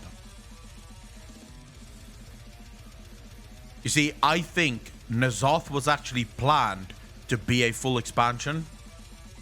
But after BFA, Ian and the team needed something. With BFA being received as horribly as it was, they needed something big. They needed something huge. And so they decided, let's just make Shadowlands. Let's just go into this massive fucking Shadowlands story. Let's not keep it on let's not keep it on Azeroth, where people are going to get bored with Azeroth. We need to give them new worlds, new things. We need to make it big again, right?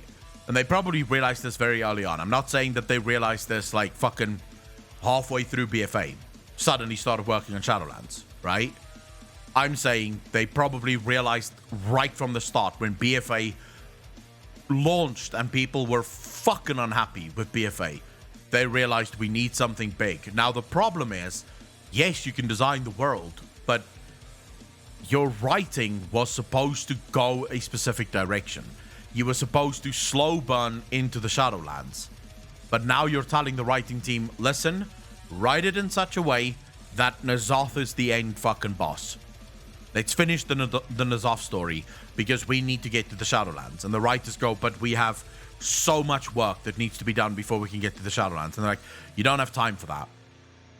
We'll deal with that when we get to the Shadowlands. Just fucking get this done. Write the story so we get into the Shadowlands.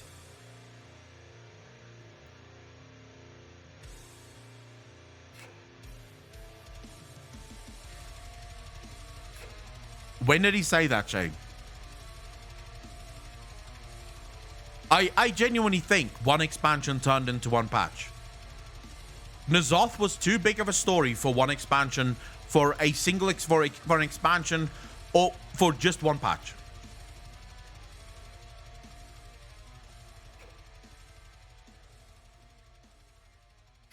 Shay, I know that they write stories for their systems, but there is a lot of lore that's actually not written with systems in mind.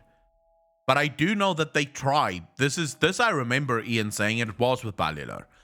He did tell Ballilar that when they design new systems, they do actually write lore for those systems. Like, they write lore to fit into those systems, so they don't just design systems without lore. They try to put lore into everything. But I don't ever remember him saying that they only write the lore after they've made all of the systems, so that the lore can just describe the systems. Finished with lots of gaps to fall behind and moving to another expansion. Shadowlands was written to jerk off Ian's Greek heritage. I don't think so, Captain Swanky. I do. It feels to me. Doesn't anyone else feel like Shadowlands was rushed?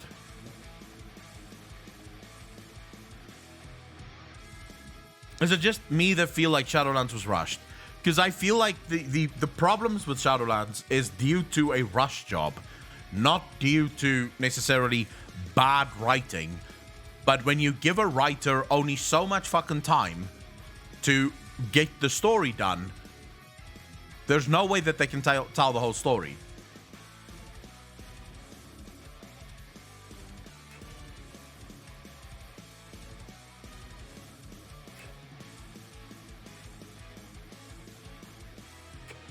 Jury Carver, it's not capitalism's fault here.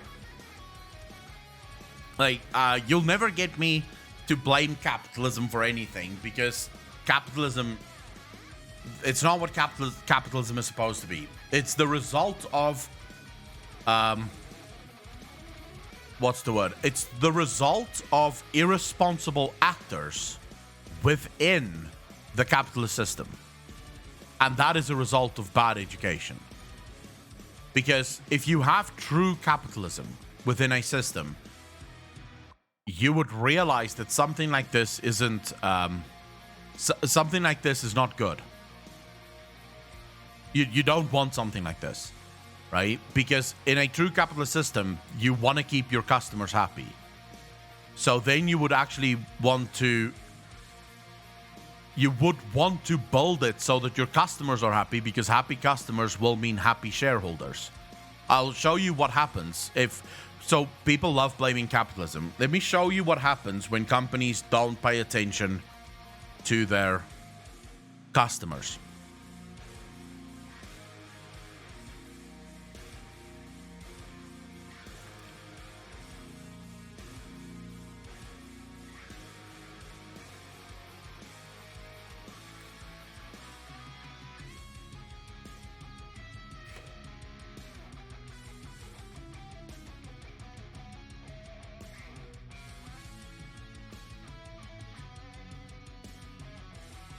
This is what happens when you don't pay attention to your customers. You see, so in a real capitalist system where the actors are responsible, this would not happen, because they'll know our customers is the single most important thing. profit-driven companies is not a bad thing because profit drives innovation. There is a reason why almost all medical innovation comes from the US. This is something that a lot of people don't ever talk about.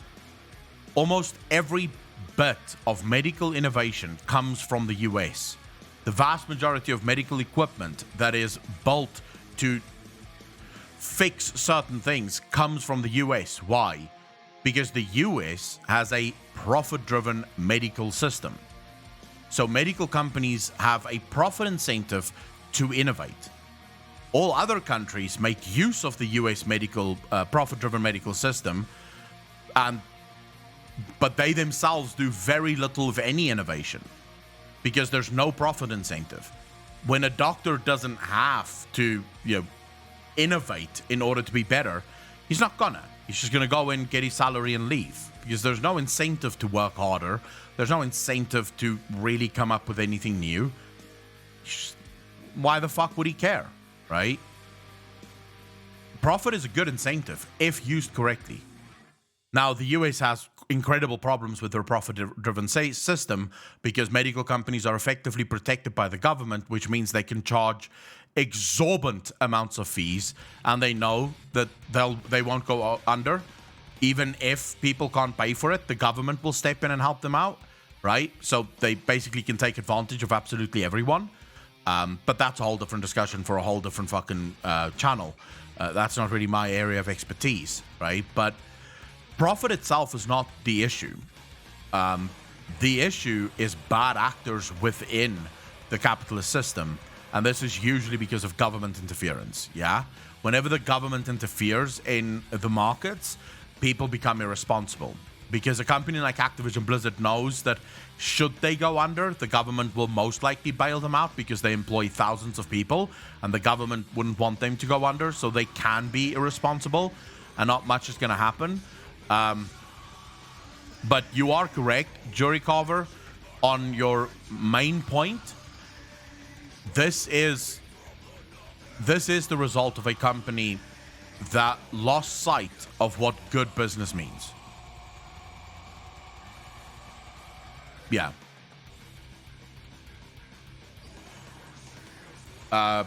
Balaptica, you are completely wrong.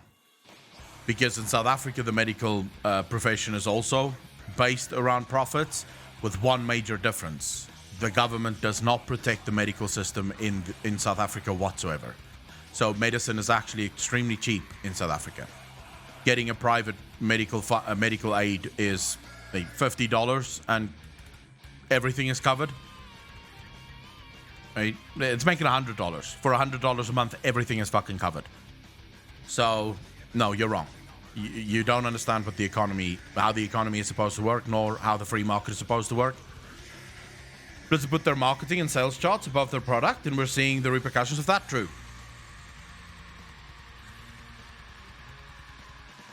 Well, they have another 10 digits to go from where they were before, mayhap around till end of this year. I'm sure they're going to fall more. By the way, I've been wondering if Horde even have any more reason to stay in the Shadowlands. They've rescued Bane and Thrall. Well, yeah, because we're no longer just there to rescue Bane and Thrall, right? We're now there to stop Zuval. So, yeah, we still have a reason to be there.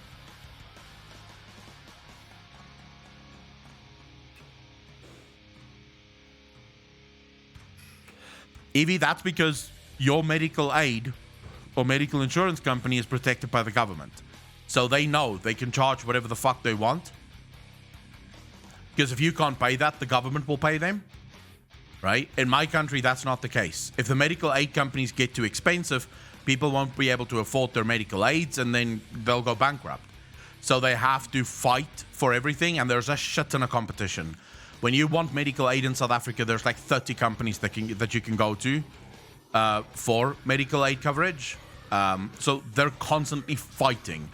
I'll give you an example. My dad's medical aid, the one that he has, is $100, $120 or $130 a month. Yeah. My stepmom just got cancer. She has cancer, and they actually decided to put her on a new experimental treatment. Well, not experimental, but it's a brand new type of treatment where you take a tablet which basically for 3 days she wasn't allowed to be anywhere, right? Anywhere near people, because she became radioactive. It's fucking stupidly expensive. Like, it cost a lot of money. My dad didn't have to pay shit. Like, no excess payments or shit like that. The medical aid covers all of it. All of her entire stay in the hospital, all of her visits to the oncologist, everything is paid for by the medical aid for $120 a month. Yeah? Because the medical aid knows if they fuck up, if they sort of cut corners and they try to swindle my dad out of his money, he'll just leave and go to another company. Right? They wouldn't try to do that. So when they cover you for something, they cover you for something, right? And they make sure that they cover you to the best of their ability.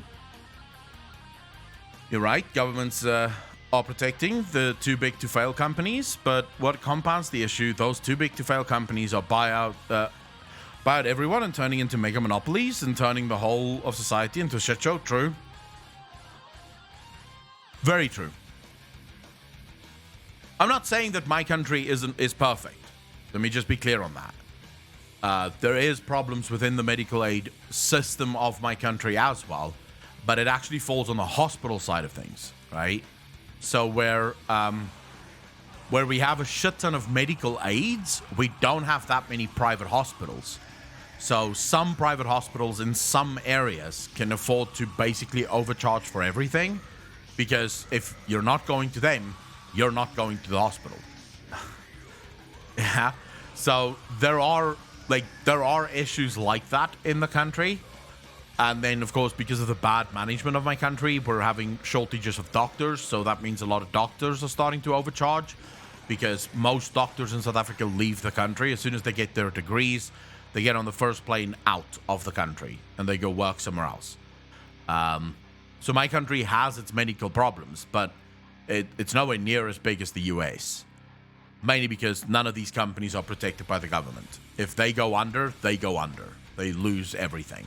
So they have a financial incentive to treat their customer with respect and to keep costs as low as humanly possible.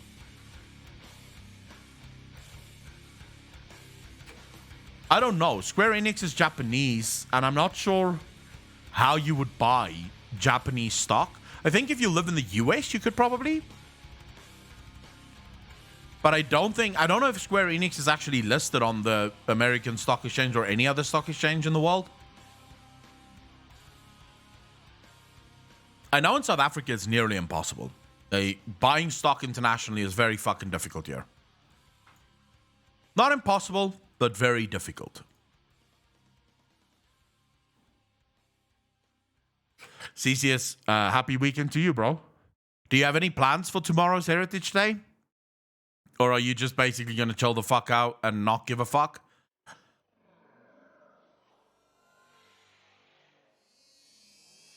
My broker is M1 Finance. I couldn't find it. Probably need another broker that's larger. Rhetorician, are you South African or American?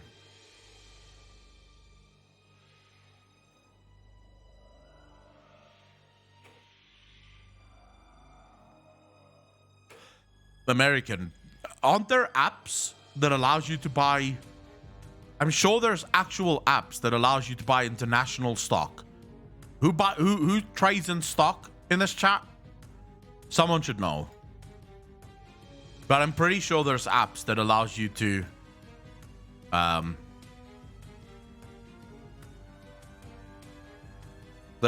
buy stock. Belaptica, thank you. Well, it's my stepmom, but she's doing well. Thank you very much for the concern. She's doing well. From what my dad told me, she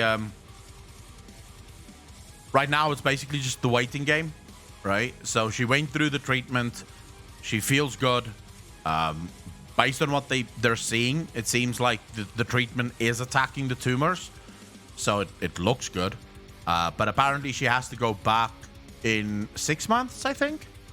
And then they'll decide whether or not she needs another tablet or whether she needs to, if it's done. I'm not actually sure what kind of cancer she has, though. I didn't ask. I think it's skin cancer. I think my dad said skin, but I could be wrong. We don't really get along that well. We don't have like a bad relationship or anything. I just she talks too much. I realize that sounds strange coming from a guy that literally spends his life talking, but yeah, she talks way too much and I don't talk enough, so we sort of clash on that.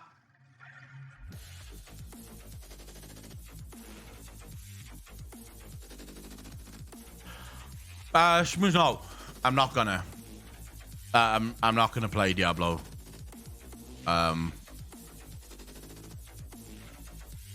Diablo 2. Well, at least right now, I'm not gonna play Diablo 2. I don't feel like playing Diablo 2. I played Diablo 2 when it was Diablo 2, when it came out, right? So I'm sort of sat here thinking to myself, do I want to play Diablo 2? You know, do I really feel like playing Diablo 2? I don't think I do. So, yeah, from where I'm sitting right now, it doesn't feel like I would enjoy it.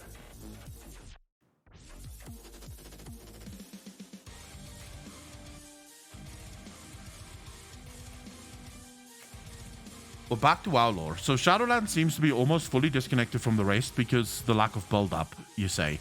Was there any point, at least in-game, that had any kind of hint of foreshadowing in previous expansions regarding Shadowlands? It seems it had foreshadowing on books, but you know. Yes. So in BFA, we got the Drust, right? And the Drust was definitely foreshadowing, right? Because the Drust is actually in the Shadowlands. The story of the Drust is, I would say, one of the most interesting stories in the Shadowlands because it was foreshadowed in BFA already. I'm trying to think if there was anything else. Sylvanas is a pretty big foreshadowing moment for the Shadowlands. Arthas, all the way back in Wrath of the Lich King, is another very big foreshadowing for the Shadowlands.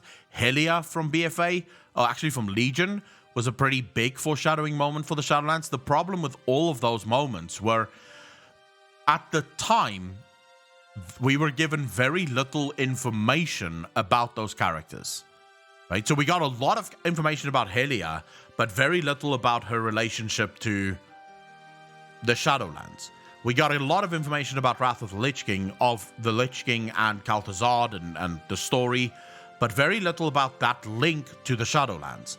So it's more a case of the Shadowlands isn't a surprise. It's the fact that everything else, so everything that encompasses the Shadowlands, is the surprise. It's the thing that people can't really follow. But there have been hints throughout pretty much since Wrath. Actually, since Warcraft 3, there's been hints to the Shadowlands. Just, I would say, not in enough detail to make sense.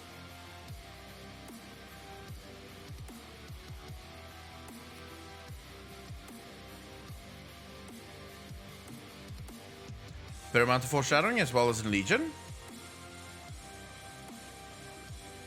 Plotting was big foreshadow. Still angry on how Blizzard have dismissed Kalthazard.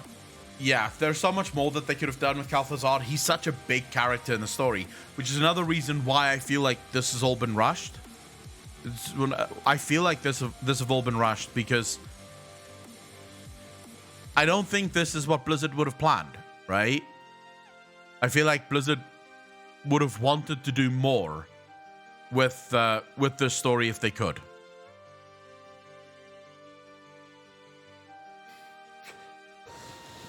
At least I would have. Like, I'm going to be honest. If I wrote the Shadowlands story, there's so many characters that I would have loved to dive into. So many characters that I would have loved to sort of explore and find more of. In the Uther storyline, now not so much.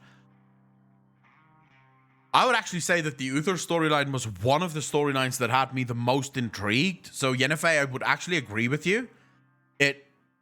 When I learned that we're going to get Uther in the storyline, I was, oh my god, I was overjoyed. But it does seem like Uther's storyline again just felt so rushed. It felt like they just wanted to get done with the Uther story. More about KT, so we can understand why he sided with Zuval and even how he made Zuval. At this point, my thinking on it is that all liches come from the Shadowlands and they're all sort of in service to Zuval. That's sort of the story that I made up for myself, yeah? Because, yeah, I'm with you. Because Kalthazar is not the only lich either. We need to know more about the liches in general. Like Night Warriors, I'm so surprised they even existed. Same. If we get more about Mal'Ganis, though, yeah, we need to see Mal'Ganis again. I hate that the Uther Devos arc ended so quick. Like, everything was so rushed, so you're right. You go to a very early concept of the Shadowlands and Wrath of the Lich King in the DK starting questline. Yeah, but back then they still sort of showed the Shadowlands as just a different version of Azeroth. You know, just like a different realm of the Shadowlands. Of Azeroth. But yeah, you do actually DKs, since their inception into World of Warcraft, have always had the ability to go into the Shadowlands.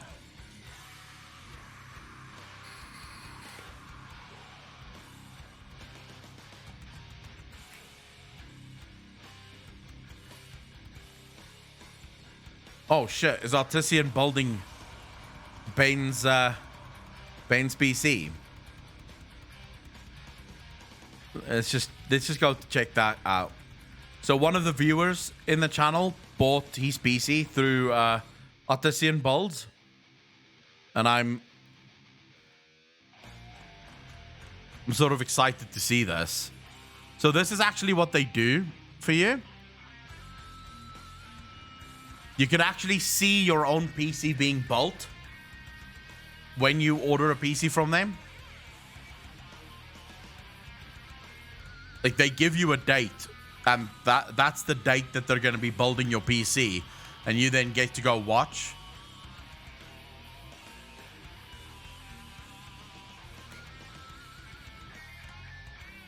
Yeah, I know they speak to people as well, although I don't even know what they talk about, really.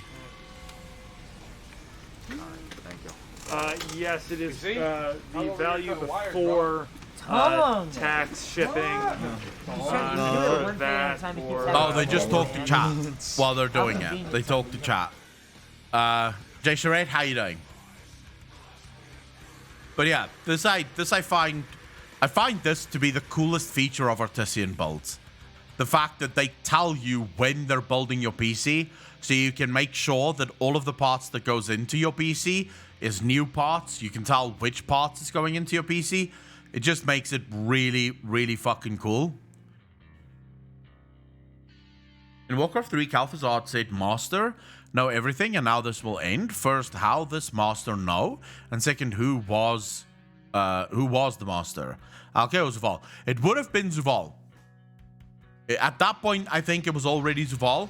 Although, at the time, Blizzard probably just meant Lich King.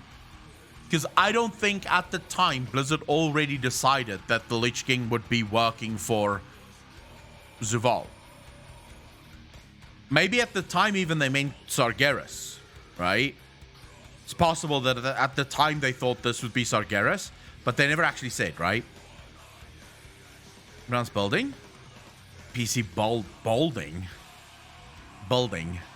Do I say it that weird, Mr. Tornado?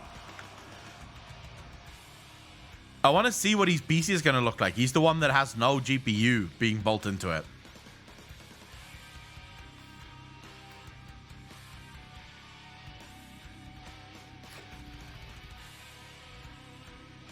Wake up, Euro. Wake up, Zuval, the Winter Queen Revendreth. N'Zoth must have pulled you in deeper than I thought. Hurry, we need to stop the old god from absorbing the world soul. You see, that's the kind of story that I think would never work. Even though I love the idea of it, I don't think that story would ever work. This is probably the PC they're building for him, right? Because I don't see a fucking GPU just there.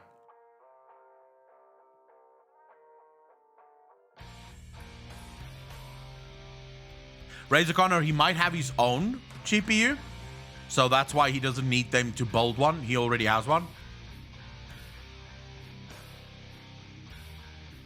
Muazala is currently captured by Bwansamdi.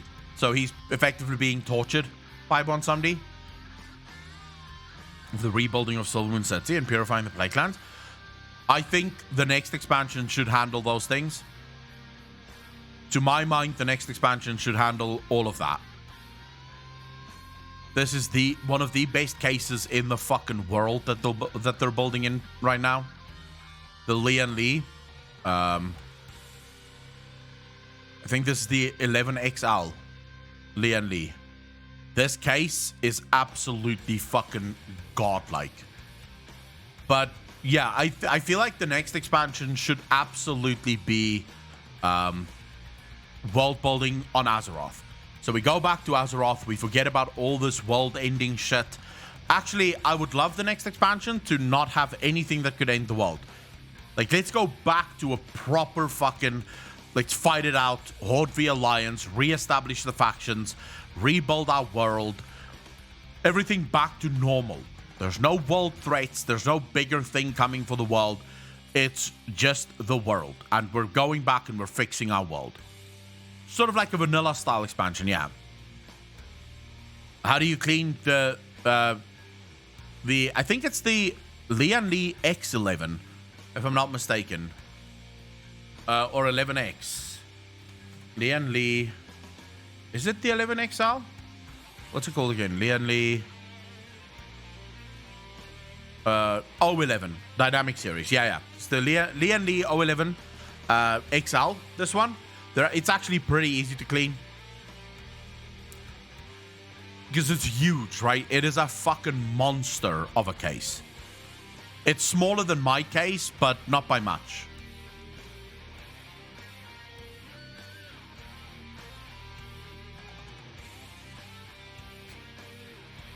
And it's actually considered to be the best water-cooled case in the world. So the best case for water cooling in the world.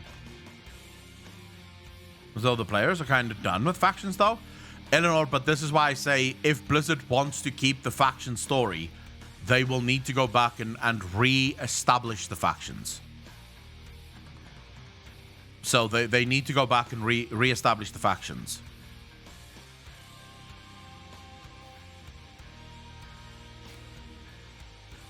So here's my problem with the idea that we're going to have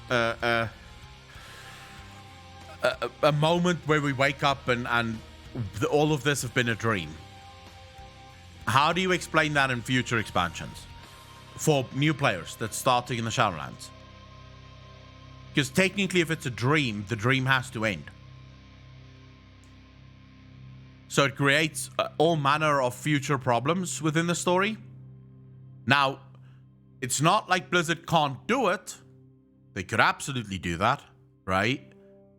And it would be a nice way to basically wipe the slate clean of everything Shadowlands, right? But I would hate that.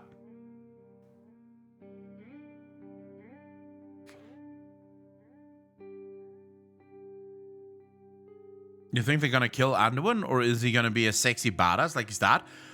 Anduin will not die. If they do kill Anduin, I will be so disappointed. Stone Rage showing up and WoW afterwards. They don't. Blizzard would be dumb to do that. Yeah, I think killing Anduin would be the worst. Anduin is just getting exciting.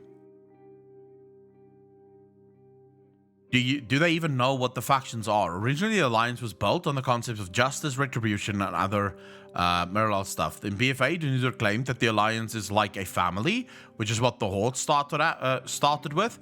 So what do you expect with this approach? Well, yes, Denuser clearly... I would say Denuser has a very warped view of what the factions are, and this is part of the problem, right?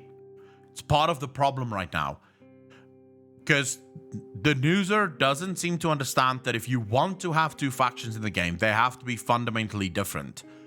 It used to be that the Horde were the savage races that came together to stand against the Alliance, yeah?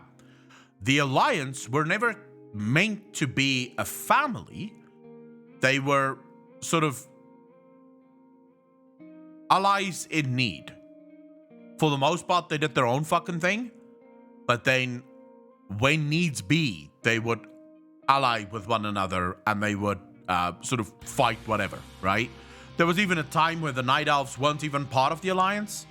Like, they would only get involved in Alliance affairs if they chose to. And you couldn't really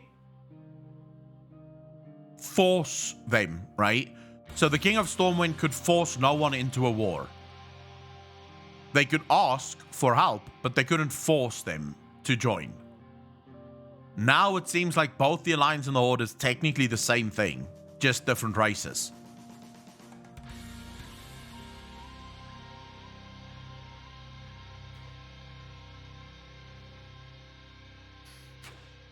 And the Horde also became something completely twisted, where a lot of people don't even know this, but the War Chief of the Horde doesn't actually have the ability to make decisions for the other races of the Horde.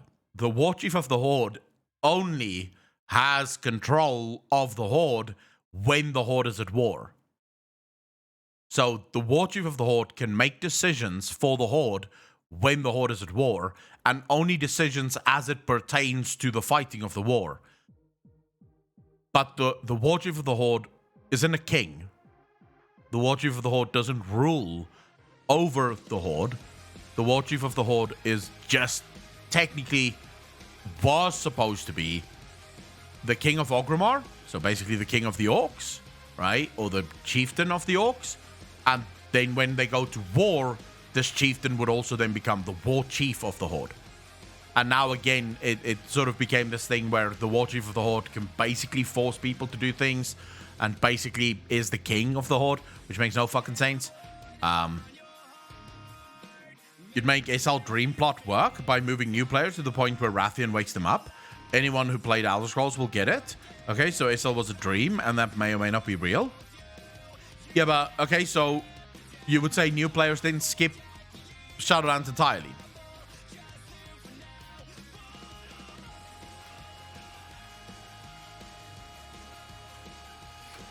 What do you mean the dwarves were forgotten? Do you not remember? Her wounds, champion. Azeroth's wounds. Anduin has his own king. True, Iron Wombat. It's not actually supposed to be that way.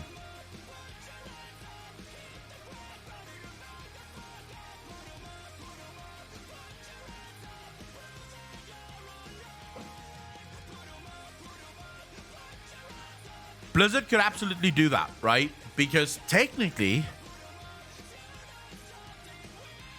So, let me ask you this, chat. What is Ny'alotha?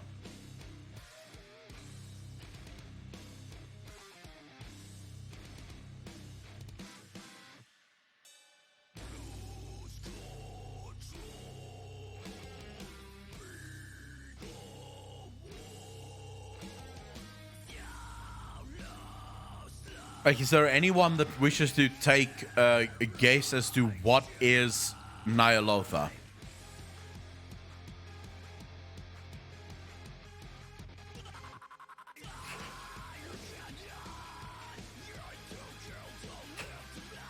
Ny'alotha is either. So it's one of two things.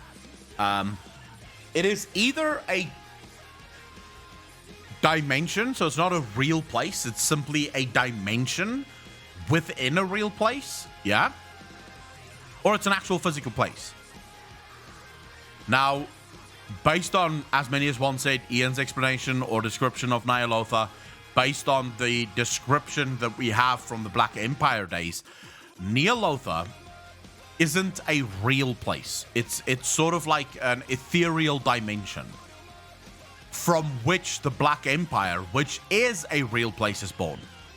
So the Black Empire gets its birth from within Ny'alotha. This is what N'Zoth was trying to do. He was using Ny'alotha to build the Black to bring back the Black Empire. Yeah? If we go by that definition, that Ny'alotha is a pocket dimension, an ethereal pocket dimension, it is possible As the descriptions of Nyalotha reads, Nyalotha is a place of eternal slumber, right? It's a place of sleep. It's dreams. It's a dream world. It means that whenever we entered Nyalotha, we could only enter it through being asleep. So you can't enter Nyalotha awake. You enter Nyalotha in your dreams. So whenever you go through that portal, you actually fall asleep, and that's how you get into Nyalotha. Which would then mean that it is entirely possible that we are currently trapped within the eternal slumber of Nyalotha. So you could make that story absolutely work, and if you want, we'll do a theory about that. If you want, we can absolutely dive into that theory. I need some time to write out a couple of things, but I'd be happy to dive into that theory, because there's a lot of breadcrumbs that makes that theory possible.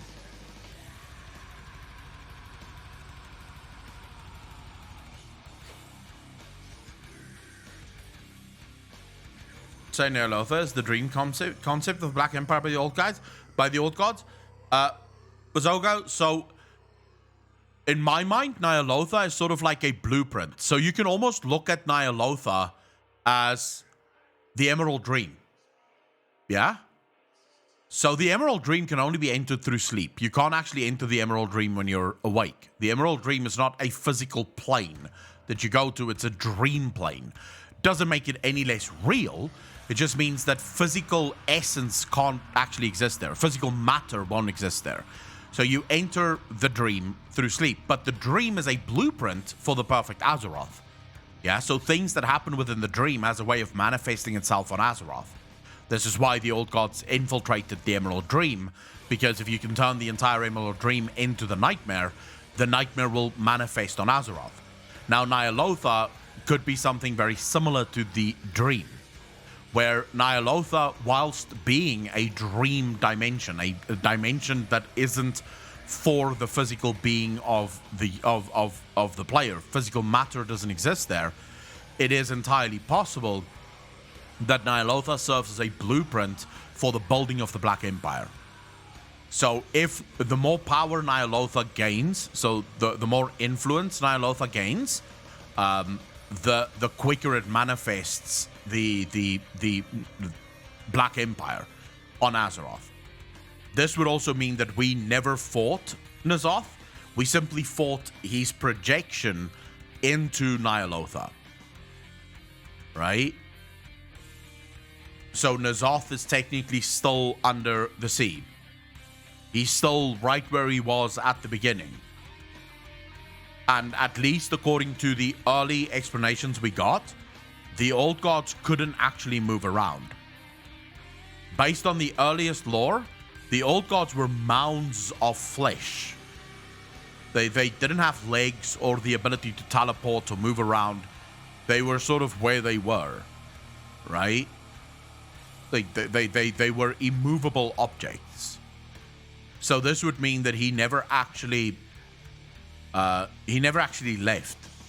What we saw shooting out was actually his projection going back into Nyalotha. So what would make that interesting, and this is part of the theory, I'll make the video about that, because I'm actually now finding this extremely interesting to think about. But what this would actually mean is that the prisons weren't actually meant to stop the corruption of the old gods, right? So the prisons didn't actually stop them from being able to corrupt people, because we know it didn't. All of the old gods had the ability to still corrupt beings, had the ability to still whisper to beings, had the ability to still gather influence and project their influence. The prisons simply stopped them from getting into Nyalotha. You see, as long as they were imprisoned, they couldn't enter Nyalotha. I was thinking the same thing, Pretorican. Movable until they get yeeted off the planet by a Titan? True, yeah, but then they die, right?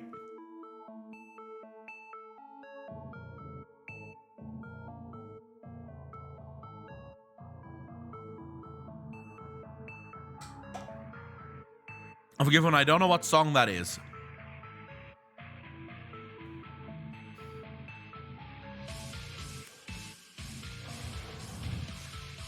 And by the way, guys, if you want to build a PC through Artisan Builds, the guys that you're seeing right there, we are actually partnered with Artisan Builds. So if you click the link either in chat or you click the panel right below the video and you use the discount code ACOLON at checkout, you can get up to $200 off of your purchase. You get all of the original boxes. You can watch them build your PC live on Twitch. And you have a shit ton of PCs that you can choose from. They build it completely custom. They ensure that you get all the boxes that you actually ordered, so that if anything ever breaks, you have the box. You can immediately claim it back. Simple, easy, very good value for money, I would say. And they're extremely helpful, by the way. If you go over to their Twitter, you can actually have conversations with them. You can actually talk to them and go, hey, can you guys... Can you guys help me? I want to play these games. What would you say I should build? And they would absolutely tell you, yeah, this is what you need. This is what you're going to do. These things would work. These things wouldn't. I've even seen them help people who aren't even building PCs through them. Like just people who's asking, what should I buy, this or this? They even give them help, even if they're not building it through them. So these guys are absolutely phenomenal. And they are grassroots. It's a small company. It's not like a massive fucking organization. So you are helping like actual people. You're not just helping one person get really fucking rich.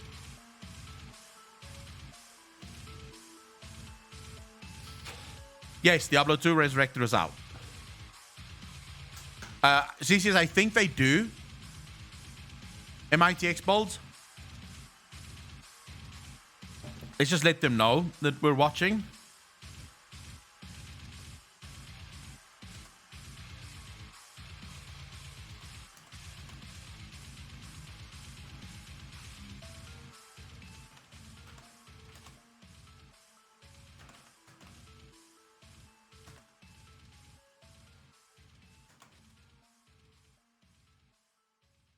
There we go. Guys, go give them a follow if you're not already.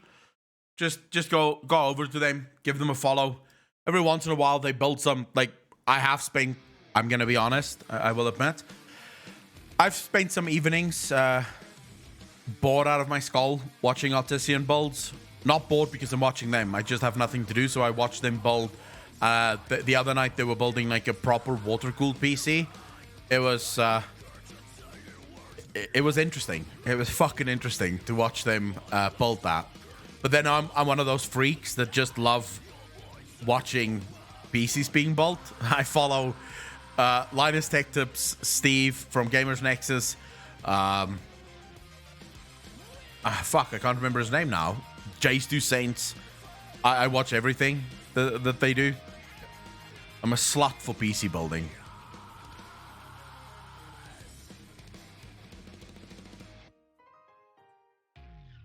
Friend of mine and a fan of the channel.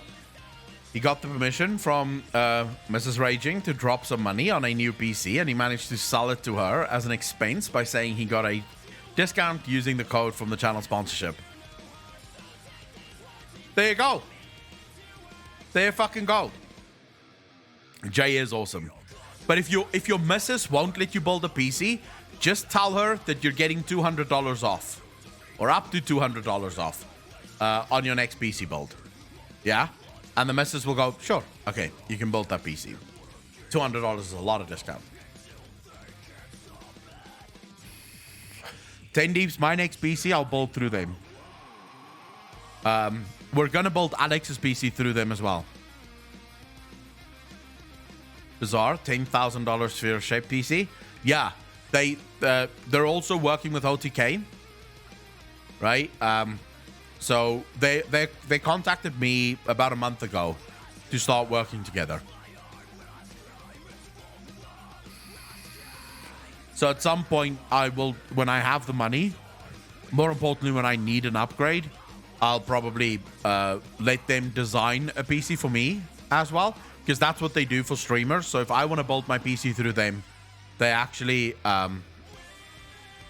go through an entire design process, the graphics on the case, the theme, of the channel and they build it according to those specs. So I'll probably do it within the next year or so. We'll go balls to the wall building a PC. I have a question. If everything that we see after the N'Zoth fight, until now, is just a vision that N'Zoth decided to show us, why would the Void have Bastion and Maldraxxus in this dream? I thought the Void obviously should hate Bastion and Maldraxxus. Well, they're showing us what they're doing, right? They're showing us what would happen if we stop N'Zoth. So they are showing us what the Shadowlands actually look like, right? N'Zoth is actually showing us what the Shadowlands looks like. It would be interesting that he's showing us how the Shadowlands is broken, right? But you know, it could be fucking anything, right? Sorry, it's the one for one of their other dudes. I think it's the one with the GF. Nick Marks. No, is it Nick? Yeah, it's Nick Marks. Yeah?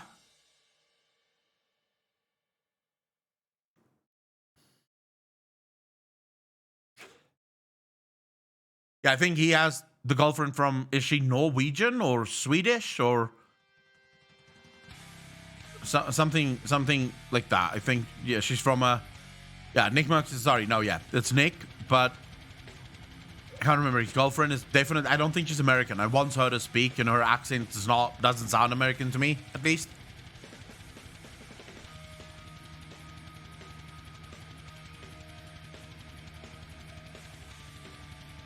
He says it's just like, bro, why would you say something like that on stream? What did he say? Ray's gonna, what is it that he says that pisses you off?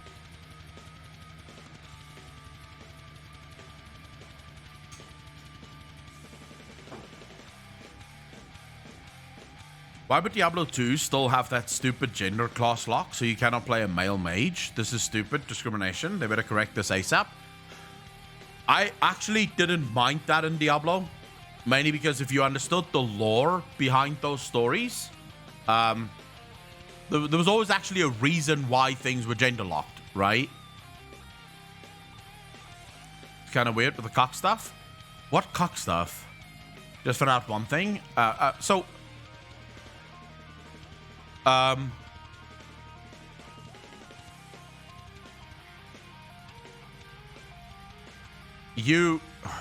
trying to think how do I explain this? So in the Diablo universe, mages, for example, had like mages were all that race of mage that you played, right? It was a female only race.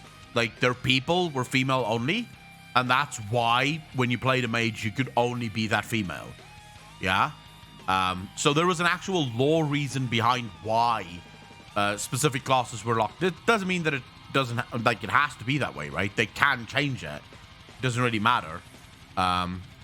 It's just, you know, that is what it is. D2 now has covered up boobs on statues, so some correction might happen. Yeah, I don't see... So I see gender locking as bad design, but I don't see it as discrimination. Because it's not actually discrimination, right? What would be discrimination is if you... So basically, here's the thing. If you say it's bad... If you say it's discrimination, then The Witcher 3 is peak levels discrimination, and so is Tomb Raider, right? Because in The Witcher 3 and Tomb Raider, you literally can only play as a male and a female respectively. Now, in those games, it makes sense. That doesn't make it bad design because it makes sense, right? Geralt is Geralt. You can't have Geralt not be Geralt, right? And Witcher 1 through 3 dealt with the story of Geralt, and so, you know, it was Geralt. That is a joke. I just pretended to act like an angry person on Twitter. It's XX, so it seems like you got us all. Good troll, bro. But in terms of MMOs or games where you can choose different classes, I have always found gender locking to be absolutely fucking stupid design. Why would you do that? Especially in an RPG. And if it's not absolutely pertinent to the story, that certain things are locked behind certain genders, then why are you doing it? What's the fucking point? If I want to play a mage and I want to be male or female, I should absolutely be allowed to do that, considering you market your game as fucking RPG, role-playing game. I should be allowed to role-play as whoever the fuck I want.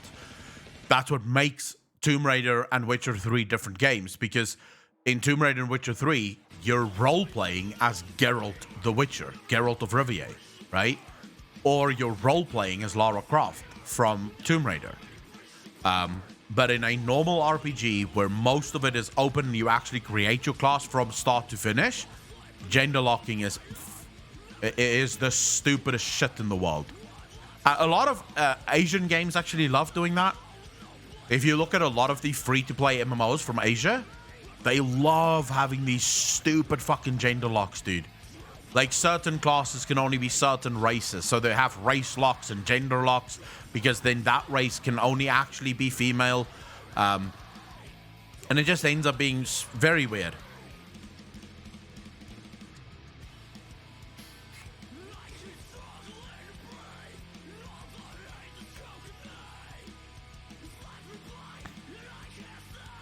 But for pixel art and some stuff like that, Minius One, I don't know if it's like, I think that's cutting costs. Basically, it's cutting costs at the detriment of your own game. Yeah. It kind of makes sense that they gender lock it, because the classes are the actual character, if that makes sense. Well,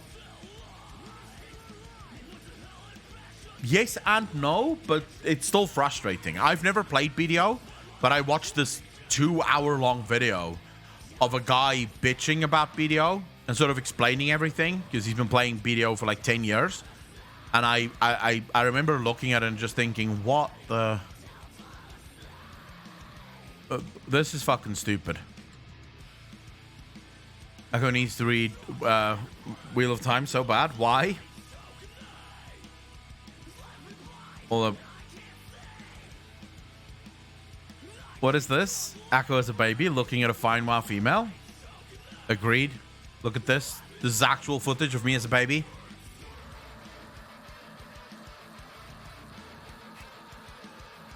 Tatiana, how you doing? I was a thick boy, yeah. Even though I was actually as skinny as fuck, baby. But hey, you know, we'll take it. I was skinny as shit up until the age of 3. If there was a Dune MMO, would you want male characters joining the Bane Gizret? I don't even know. I don't know the story of Dune, so I have no idea what you're talking about right now. Princess Benina, how you doing? Welcome to the stream. Welcome, everyone. Happy to have all of you here. It seems like the degenerates are finally uniting. We're welcoming all of the degenerates into the church of who gives a fuck. I'm still waiting for story time with Akko reading Lord of the Rings on stream to us. I don't think I'm allowed to read Lord of the Rings on stream.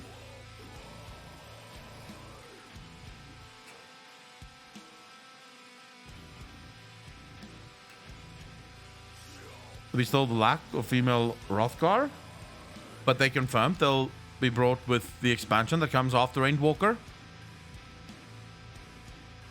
Isn't some of the gender locking stuff in Final Fantasy, though, like from a lore perspective, because there's very few males or females actually in that? So I know for I think Hrothgar, the story about them is that females are almost never seen. Like, they're extremely, I want to say shy, but shy is the wrong word. But they almost never go into society. Like, they don't trust society or something. So the females actually don't go anywhere near society.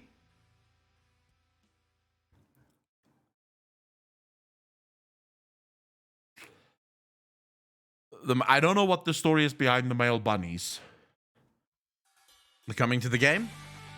I want to see something, because the Dune movie is out, right? I have a hot take. How do you feel about Nathanos? Because I actually enjoyed his character. The dynamic between him and Sylvanas anyways, I'm actually kind of upset how it ended with him and Tyrande. It was like Nathanos was Sylvanas' muse. I like Nathanos as a character. And I agree with you.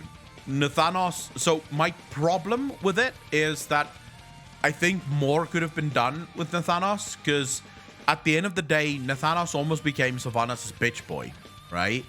Which I feel like they could have done more to give Nathanos a little bit more personality, right? So that he didn't just turn into basically being her footstool. People talked about Dune already being out, so I'm not sure. Like, people spoke about seeing Dune and saying it's absolutely fucking amazing and people must watch it.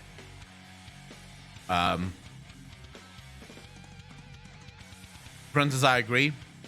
Like, they should have done more. They should have done more, I think, with the story of Nathanos and Sylvanas.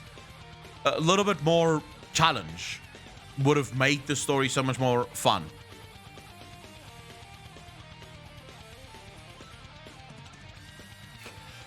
Anyway, so here's the funny and interesting thing about Nathanos and Sylvanas. It is never actually stated in World of Warcraft or in any of the Warcraft lore that Nathanos and Sylvanas were ever lovers. Ever. It is hinted though.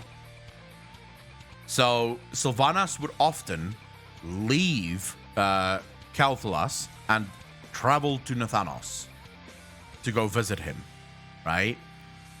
But she would often go visit him, and then she would stay the night.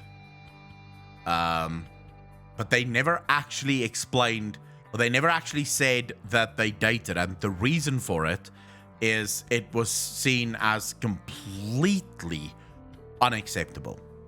An elf can, under no circumstances,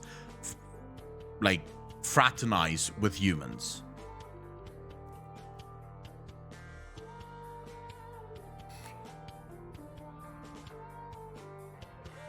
Yeah, in fact, it's one of the funny things. Like, it's one of the fucking funny things about the Windrunner story is that the Windrunners were very high up in Elven society, right? Very high up in Elven society. Like, they were, in many ways, what we would consider to be peak high elves. Yeah? Like, peak high elves. They were the ideal. We don't know much about their parents, but we do know that Sylvanas' mother was very high up. We know that the father must have been very high up as well, because in Elven society there is a caste system. So high families wouldn't marry lower families, but all three of the Windrunner sisters had their freak on for humans.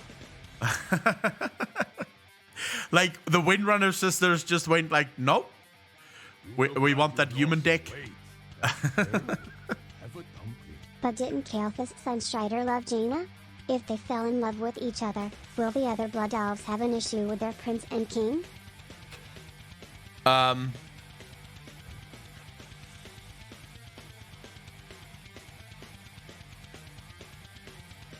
No, didn't Kael'thas... Did Kael'thas have a thing for Jaina? Or am I mixing up my early lore now? Who was the king? One of the kings, was it Lor'themar that had a thing for Sylvanas? No, it wasn't Lor'themar that had.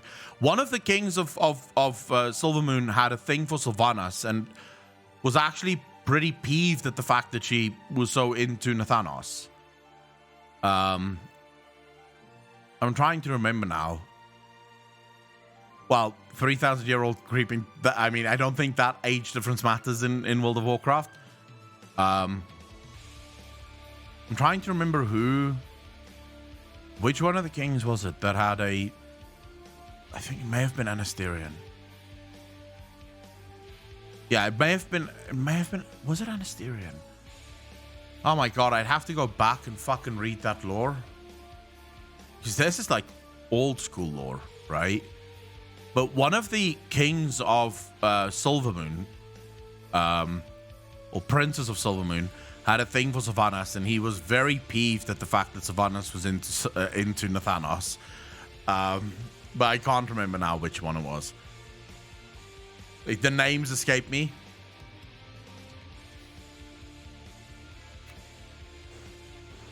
CCS, I agree. Like, you can't tell me that a half-elf just looks like an elf. That is fucking stupid, right? You can't tell me that a half elf has a thing for looks like an elf. Why does everyone keep saying Kalthus has a thing for Jaina? We're not talking about Kalthus. I accepted the fact that Kalthus had a thing for Jaina. I said so. I said yes, Kalthus had a thing for Jaina, but one of the princes or kings of Silvermoon had a thing for Sylvanas as well, and was peeved that Sylvanas was actually more interested in Nathanos. Like, when Sylvanas actually argued for Nathanos to join the Rangers, that already pissed him off.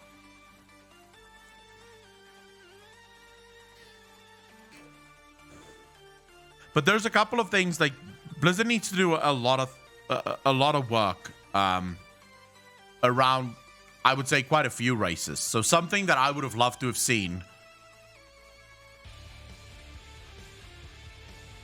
especially from the sort of sub races or the, you know, the new sort of races that we have in World of Warcraft, is a little bit more difference than just color palettes. You know, like, if Lightforged Draenei looked different, at least in some ways, to the actual Draenei, rather than just basically glowing, right? Or the Void Elves looked a little bit different. Because in many ways, the sort of sub-races in World of Warcraft almost looks...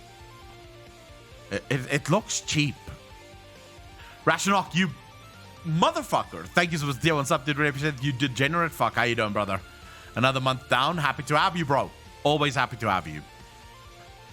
I'm pretty sure it was one of Anesthesian's sons. I think you're spot on. I remember it's one of the princes or kings of Silvermoon that had a thing for Sylvanas, but I can't remember which one. You have to understand, this is like, fuck, we're talking about lore. And when it comes to names, I am horrible with a lot of the names in WoW. I keep forgetting like half of the names. This is why a lot of the time in stream I'll be like, that guy, man, the guy that did that thing. You remember the thing? Yeah, the guy. The guy did the thing. Fuck. What's the fucking guy's name? And then chat would have to go, this guy. Yeah, that's the guy. Thanks. Let's go. Because I remember, I'm bad with names in general. I remember the thing that they did, but I don't always remember the name of the person that did the thing. Snubby, how you doing, bro? Just say sub-race with the users with eternal anger gonna come after you. Well, it is sub-races, right? Because it's not main races, so at least not really, right? Only look different while wearing their heritage armor, to be honest. Yeah, I would have wanted to see more from the allied races. I feel like, because these are light forged, right? They grew up with the light, and the light sort of, they were part of the light for such a long time that it sort of makes sense that they would have looked maybe a little bit different to normal Draenei. Like, you have High Elves, Blood Elves, and Void Elves are a sect of that race, but they're also different. True. But, I mean, Blizzard should probably not add more elves to the game. I think we've had enough elves now.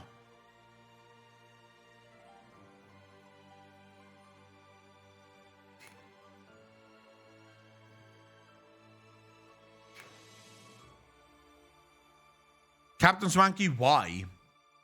Male orcs can't really be small. Like, even if you look at Gul'dan, right? Gul'dan was considered weak. And even he is a chunky fucking boy, right? He's like a nice buff boy, but he was still considered to be weak. This is why they teased him and sort of abandoned him. So male orcs are bigger than the female orcs. Just that's just how it is. Would be also fun if they had slightly different abilities, like Void Fused and Light Fused. True. Wish we could get the rest of the heritage armors, but that'll take ages. Peons are small orcs. They look better in mods and animations. I prefer male orcs, actually. I think male orcs look far better than female orcs. I love the shoulders. I love the fucking big boy shoulders. You know, I'm right there with you. the SWAT trailers of the characters were so good. I think the one thing that almost all of us can agree upon is the fact that World of Warcraft cinematics never cease to amaze. Especially their well done cinematics. Like the proper CGI cinematics are absolutely next level. A panda could fight with an orc just using fist without any magic.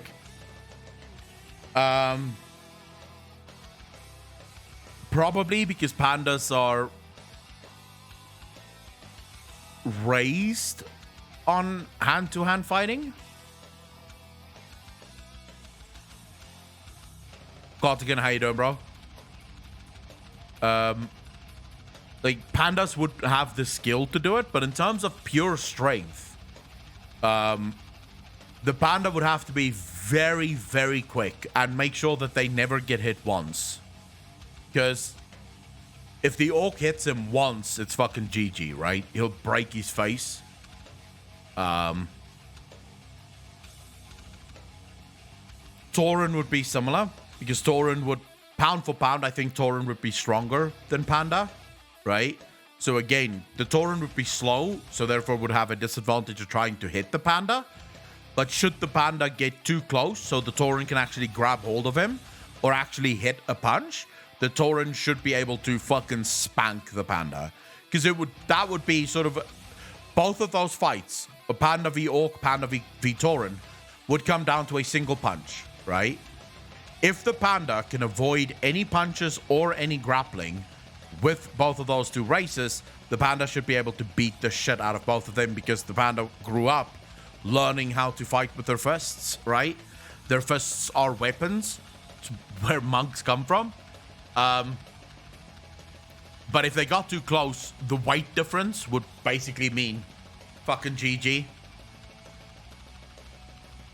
Elodie, I think a lot of the panda hate actually comes from people not knowing. Do you have any idea how many people don't know that pandas were a part of World of Warcraft since Warcraft 3? Like, you have any idea? The amount of people that, in my comment section, this has happened before. Where people go, oh my god, I hate the panda expansion. Blizzard just pulled out the pandas to cater to China. I'm like, sure. Since Warcraft 3? Hey, so it happened since Warcraft 3. Before China even allowed anyone else to fucking do business in China, they were already pandering to the Chinese government. Like, no. Bullshit. Pandas have been part of the story for such a fucking long time.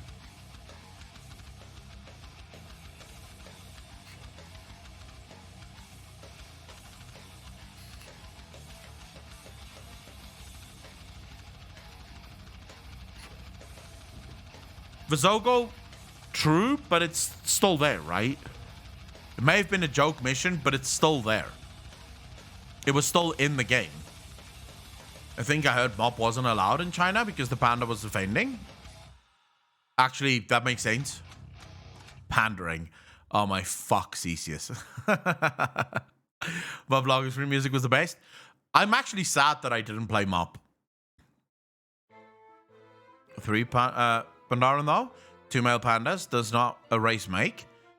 They want to say that we can't have actual high elves, but they pull out an entire continent and millions of pandas out their asses.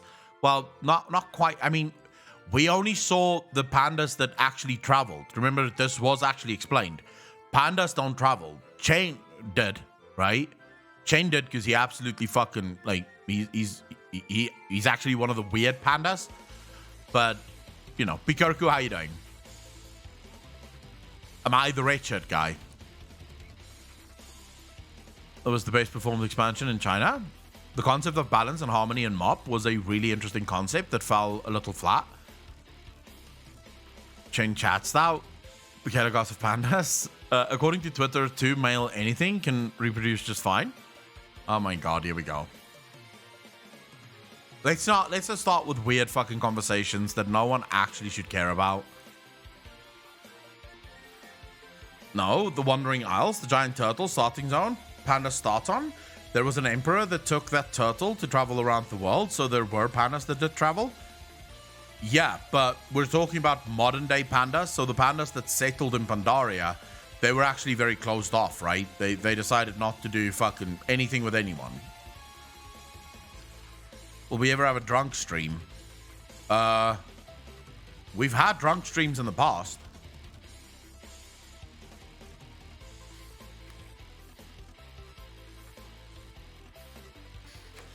I don't really drink a lot, right? So a drunk stream would probably happen very rarely, if ever.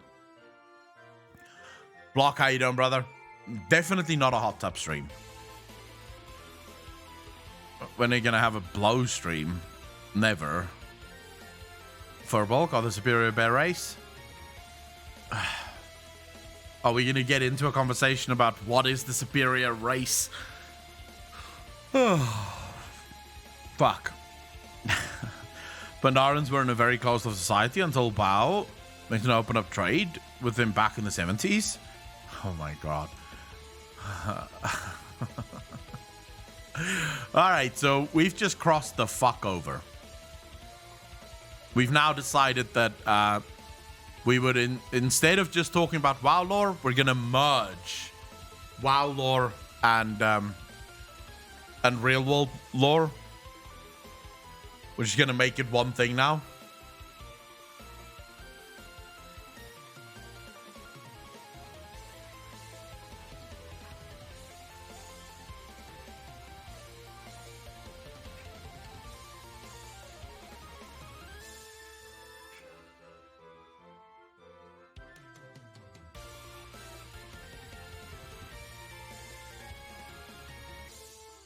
Let me see this.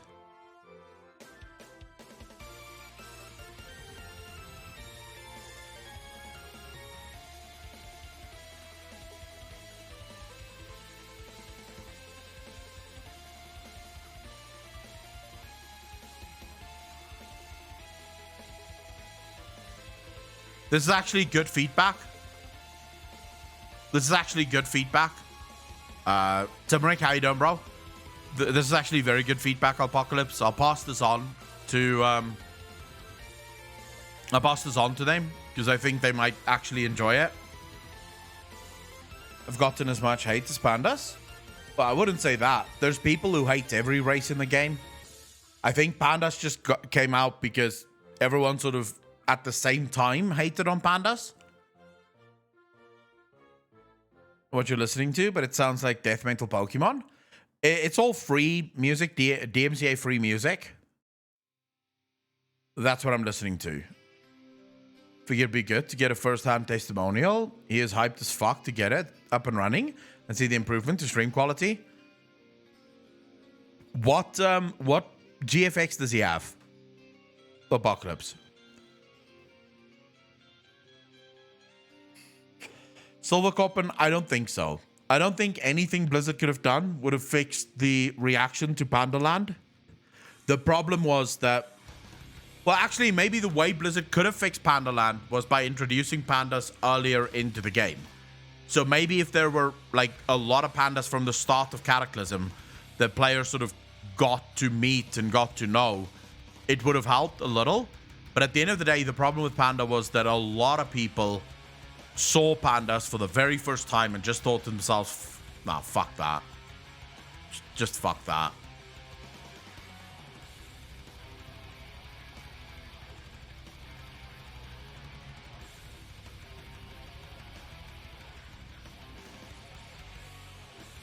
Because a lot of people thought that Blizzard was just sort of pandering or trying to do the Kung Fu Panda thing, right?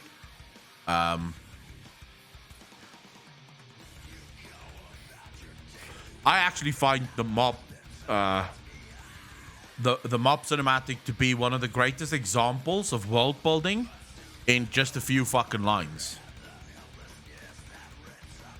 So if you look at this, yeah, if we go into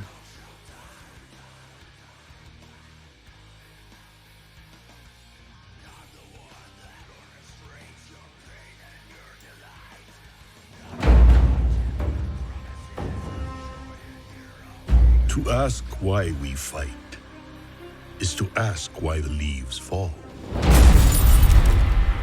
It is in Listen to that first line. To ask why we fight is to ask why the leaves fall. World building right there. You immediately get something about the pandas, right? There's something about the pandas you know there. They fight, right? They're a race of fighters. It's what they fucking do.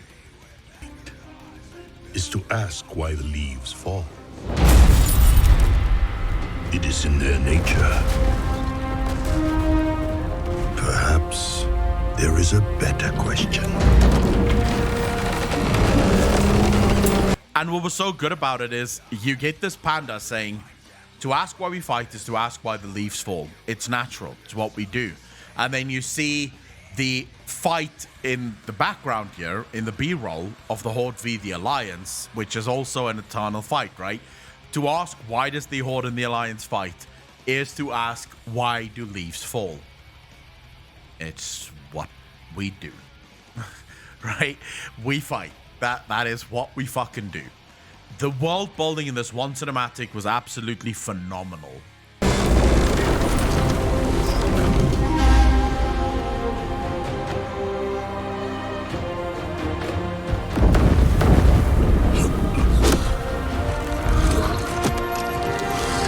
And the comedy in this trailer was also just next level.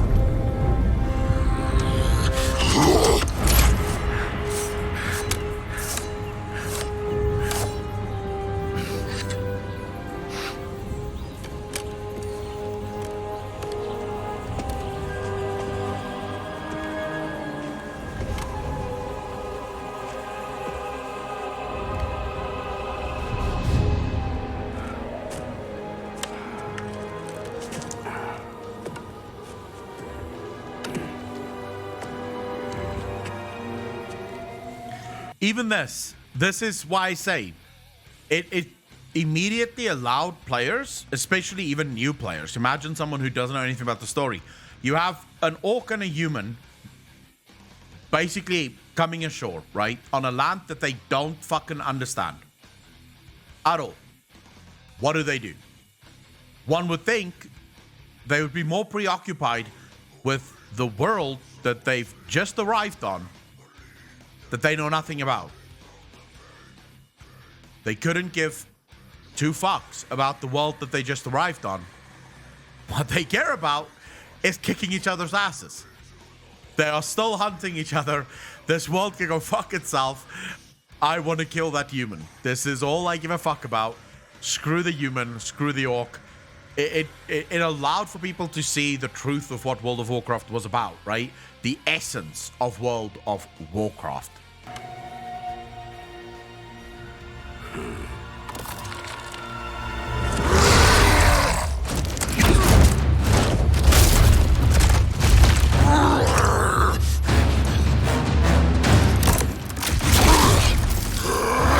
Fuck all this culture.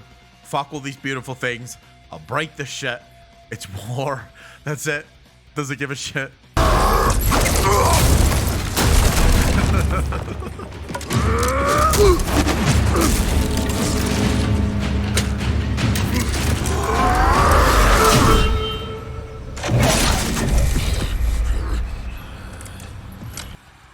But, and again, this is why I say world building.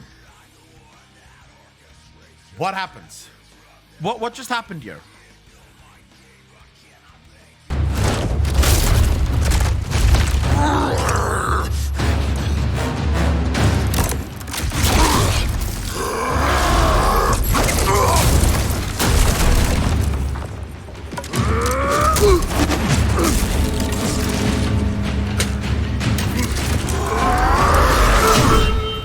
What happened here? And what are you about to see? Everyone should know this cinematic off by heart. The Horde and the Alliance are fighting. We're fighting each other. We want to destroy each other. What happens every single time a new force enters the fray?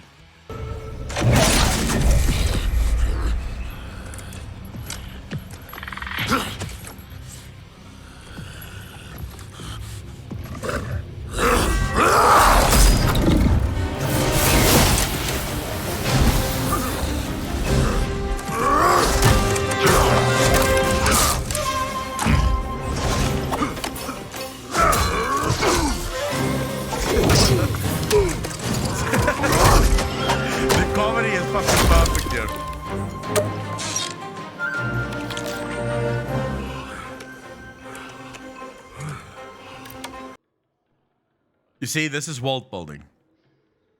The Horde and the Alliance is happy to fight each other into perpetuity. We're happy to kill each other and slaughter each other. As long as there's nothing else to fight, we'll fight each other. But the second something comes along that we don't know, we don't understand, we immediately, without even fucking question, they don't have to sit down around a table and decide if they're gonna work together. It's instant. Nope, fuck it, stop this fight. Give me a fucking weapon. Let's do this, right? It's time for war. It's world building. It gives anyone that doesn't understand the story of World of Warcraft and the story of Azeroth, it gives them an instantaneous look into what it is that we do, right? We fight each other, but if something comes along that wants to fight us, we fight together. And I just love the expression on their face here. Just the comedy of it all is just absolutely phenomenal.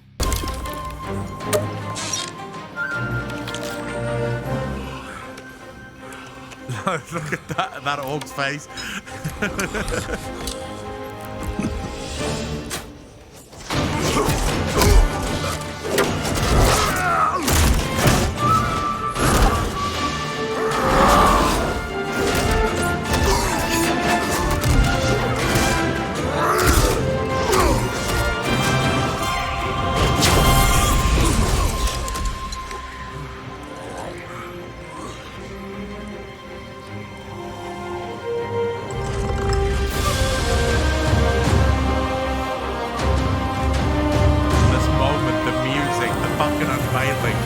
Why do we fight? Beautiful. To protect home and family. To preserve balance and bring harmony.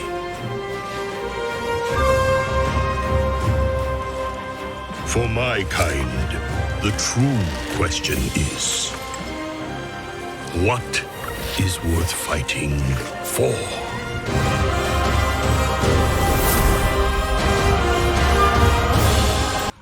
This is an amazing example of small things that can do so much to build a world. Have you seen the Warcraft in a Nutshell video made with this orc human scene? When I was still good? Food is what we fight for, and beer. I haven't seen this. World of Warcraft in a Nutshell. All right, let's watch this. So it's 1 minute 33, and it's going to give us World of Warcraft in a nutshell.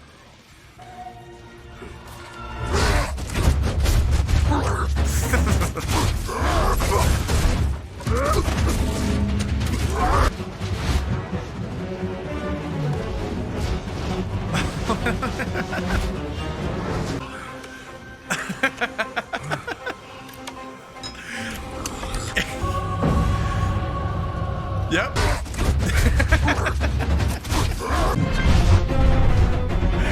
Yeah, this is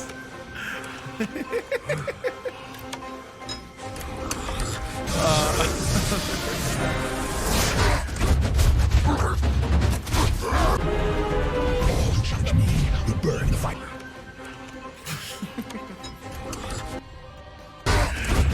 Yeah, there we go again. What the fuck is the chickens about?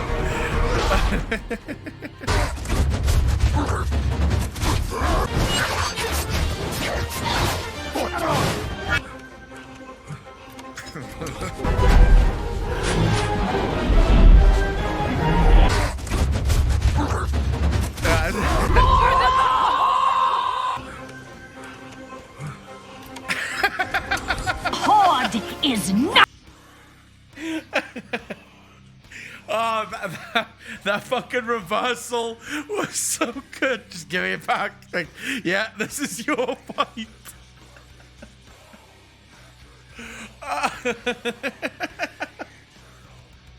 I need to see that again. This is too good.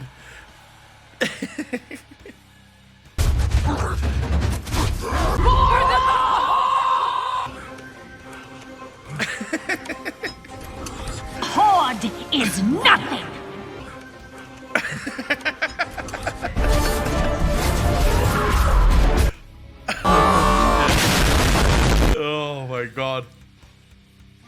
Yeah, that was. Oh my god, that was. I mean, that's. It's part of the story, right? It's part of the story of World of Warcraft. It's part of our. It's part of the shared culture of World of Warcraft. Is that eternal conflict, right? We're happy. It's almost like the Horde and the Alliance is brothers. We all know this, right? A big brother and a little brother. We're happy to torment each other and almost get close to killing each other. But if someone else touches your brother, it's fucking war, right? You're not allowed to touch my brother. You're not allowed to punch my brother. I can punch my brother. What the fuck are you doing punching my brother? Yeah? That's the Horde and the Alliance. They are effectively just two brothers happy to fight it out for control of Azeroth, even though it is basically an eternal war that will never fucking end. But as soon as someone comes along that threatens the planet and wants to take over, that's when we decide, no, screw you. We'll work together. We'll take care of it.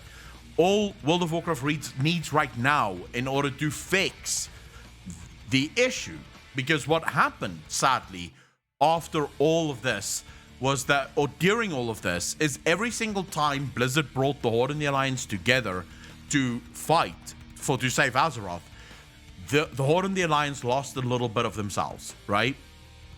They became a little bit less than what they were before.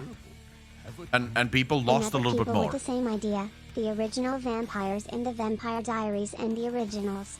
Their entire story is about this. True, Zig. Although there's other problems in that story, but yeah, similar, definitely. The problem is that every single time we came together to fight together, a small piece of either faction or both factions was lost. And we're now at a point where people look at the two factions and think, what's the difference? Which is, of course, very bad. You should never get into a game with two factions and ever need to ask the question, what's the difference? Why am I Horde? Why am I Alliance? I don't understand this. So all Blizzard needs to do is get back to a place where there's clear enough differences between the two factions that it makes sense again for why the factions exist. Why they would team up to save Azeroth, because both love Azeroth and it's their home, but also why they can never actually work together. That's what's needed. That's all that's needed. Once that happens, World of Warcraft is fine. And the faction balance is fine. The factions are good again. Because at the end of the day, people will choose the faction that makes the most sense based on the belief that they have. Right? The thing that resonates with them the best. In terms of these two factions. But it's going to take some effort from Blizzard to actually make sure that those things happen. If that makes sense. But too late? I don't think it's too late. That's what it should be, but they strayed from that? Yes. They strayed pretty far because they never respected it. It's just a story of a lack of respect for their own story. It's a case of lack of respect for their own story. They did not respect what the story required.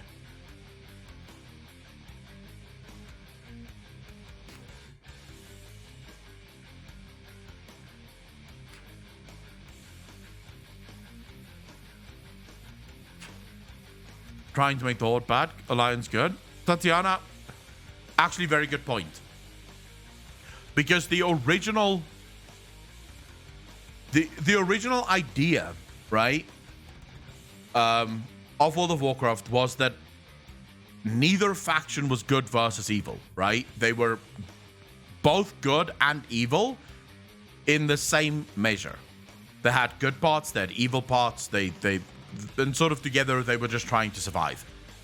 But over the course of time, Blizzard have used the Horde sort of as a punching bag for moving the story forward. So whenever they needed someone that could sort of catapult the story forward, they would use a Horde war chief that took the power went to their head, they got evil, and we had to fight them. So slowly but surely, the Horde turned into the quote-unquote bad guys of World of Warcraft, and the Alliance turned into the quote-unquote good guys of World of Warcraft. The problem with that is it's distorted, because on the one hand, yes, the Horde is the bad guys, and people might not want to play the bad guys, but, right, at the same time, people want to play where the story is. And if you want to play where the story is, you're almost always going to play on the side of the Horde, because the Alliance simply cleans up the mess that the Horde makes. But the Alliance themselves have very little story. So what Blizzard needs to do is get back to a place where neither side is evil, neither side is good, they're different. They do different things, they believe in different things. And this is where my theory comes in, or my hope comes in, where Blizzard relaxes the race restraints between Alliance and Horde, and rather make it two factions that you choose the factions you want to play. So you're neutral up until level 10, like Pandas, and then at level 10 you choose your faction, right? And choosing your faction is based on a choice, is based on a belief that you have about how the world should operate. And you choose your faction based on that belief of how the world should operate.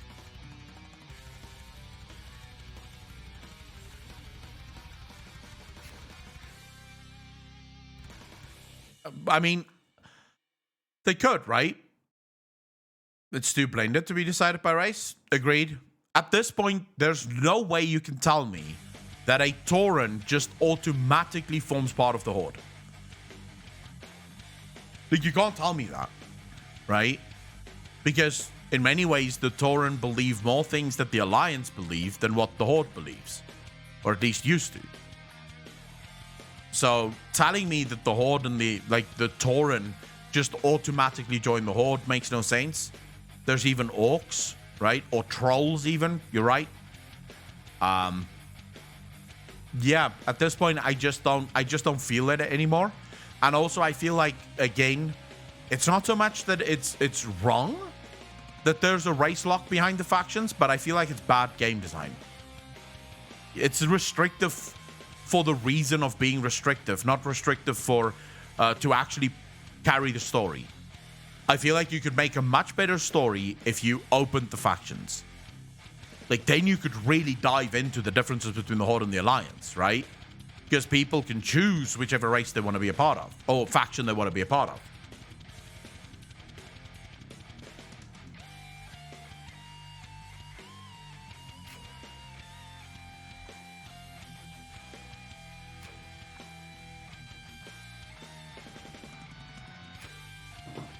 Like, I feel like it's an unnecessary restriction. And like I've always asked, like I've always said this, yeah, those of you that's been on the channel for a long time will know this is my stance on almost every single game design decision. Cask, how you doing, brother? Whenever you decide to add a restriction to your game, you have to ask yourself a very, very important question. Does this restriction increase the fun in the game?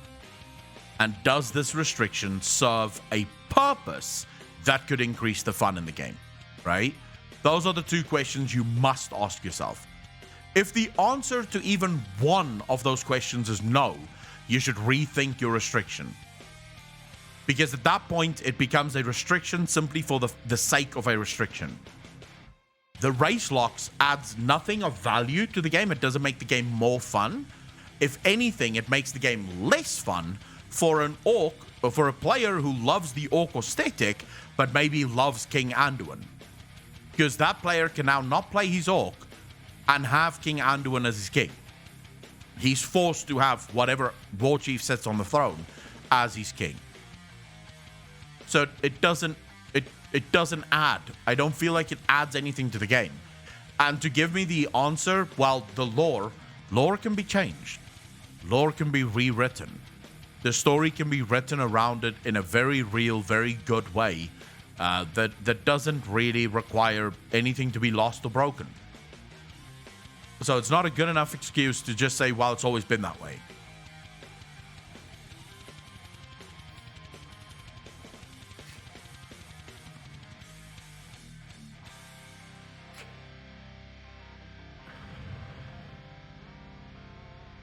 Orc War Chief would really look... No, it wouldn't be bad. Mr. Noodle Pie, it would only be bad if you consider all Night Elves to have exactly the same thoughts and exactly the same beliefs as all other Night Elves. So in other words, we're saying that Night Elves are not individuals. Night Elves are basically part of the hive mind. Night Elves can't have individual pure thoughts or individual unique thoughts. They only think like all other Night Elves. Then, yeah, that would be very bad writing. But Night Elves are individual.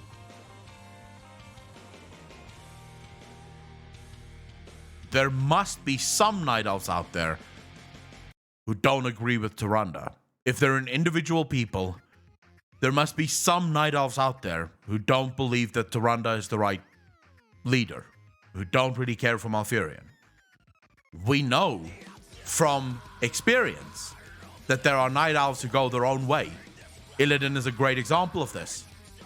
A Night Elf that just decided he's not going to do what all the other Night Elves are going to do, right? In Firelands, you had that, the Fire Druids, who just went their own fucking way, right? They just decided, fuck this. So you already have evidence in the game of Night Elves doing their own thing, refusing to work with any of the others.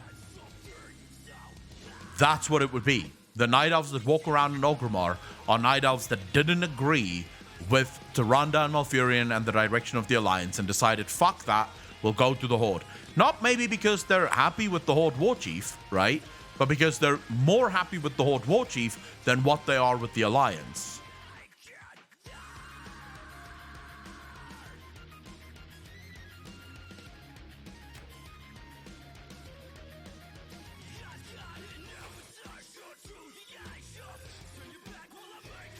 Already have the power of one. Let's forgive and heal the Shadowlands. I mean, that would be the perfect time, right? For elves that were already disenfranchised and upset, right? Deciding, fuck that, yeah? We don't care. Silvercorp, so the story about Maiev is interesting because Maiev says that she is Elun's chosen. She describes herself as Apocalypse says there, as the vengeance of Elun, the avatar of Elun's vengeance, which is literally what the Night Warrior is.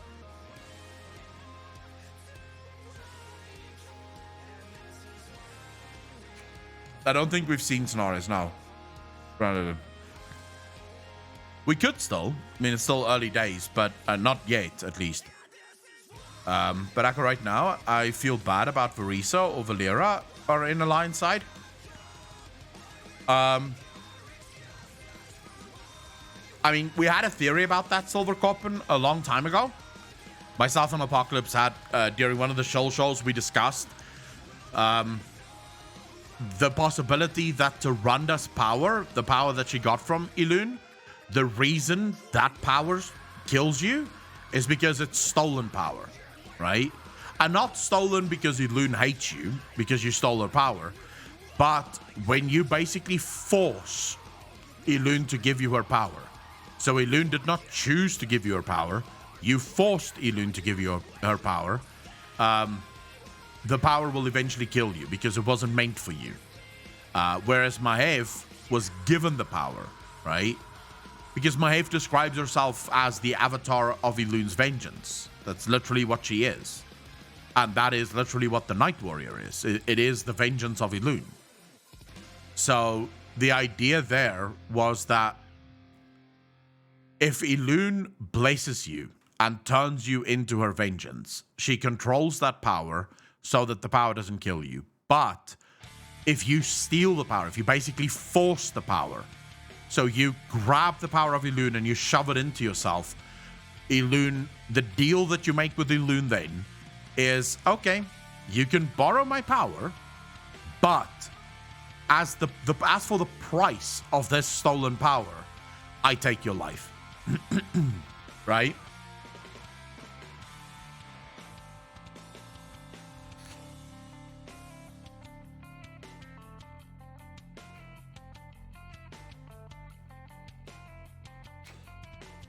And this could also describe why Elune decided to give Tyrande her life back. Yeah? Because Elune never knew what was actually happening within the Shadowlands. So Elune saw Tyrande taking her power, and the deal remains. If you take my power against my wishes, I take your life. But then when Elune found out that Tyrande actually took the power because Sylvanas and Zuval was trying to destroy the universe, Elune said, well, I will not honor my deal then, and Tyrande can choose to let go of the power.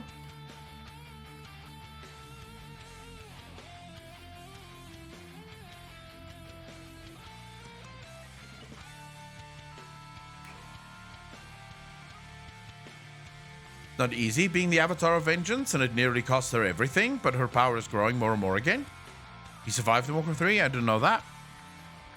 Who? How could you not know when Athanos literally told Tyrande about the stuff happening beyond the veil? When they both were on Azeroth? There's a lot of questions about that, Minius One. I mean, we've made those videos already, right? Tyrande spends all of her time in the Maw. She complains in the Maw about all these souls in the Maw. Right? She has the power of Elune literally inside of her. And then when the Winter Queen tells Elune, yeah, so those souls never got to us. Elune's like, huh? When did this happen? I don't know, bitch. While you were in the fucking Maw? Did you not see all the Night Elf souls that burnt? Like, when we literally set the souls free with Tyrande? At any given point, did it not seem suspicious to you that so many thousands and thousands of souls are flowing into the Maw right now? Like, you didn't find any of this suspicious whatsoever. So yeah, that cinematic is just filled with so many fucking holes. It's best to close your ears, close your eyes, and just go with it. Right? You just sort of have to go with it. Yeah. It's one of the things that pissed me off. That's where my big frustrations with Blizzard started, was in that cinematic.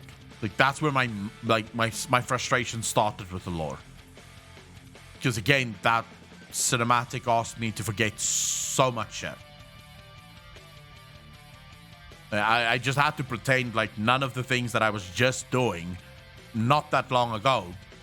Well, actually, long ago in terms of real life time, but in terms of Shadowlands time, not that long ago, none of that shit ever happened.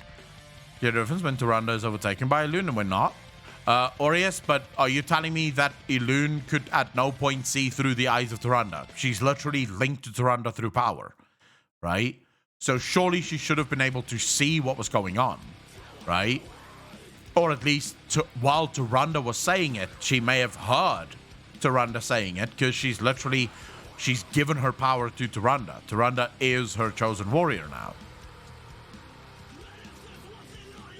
I mean, yeah, you could, Aureus, this is why I said you sort of have to pretend like none of that happened, because once you include that those things could have happened, you have to come up with like all of these other theories. Like, yeah, Tyrande or Elune can't actually see what the Night Warrior sees. So you have to come up with other theories to explain away the fact that she was just in the Maw and she could have seen all of these things. So that's why I said you sort of have to pretend like those things didn't happen. Just so that you don't end up having to create 5 more theories just to explain why those things could have happened and Elune still had no fucking clue. She would know what was up in the Shadowlands before the Winter Queen told her. She would have seen it via Tyrande. By the way, how did Tyrande escape the Maw? Through the portals that they opened, which again, another interesting gap in the storyline.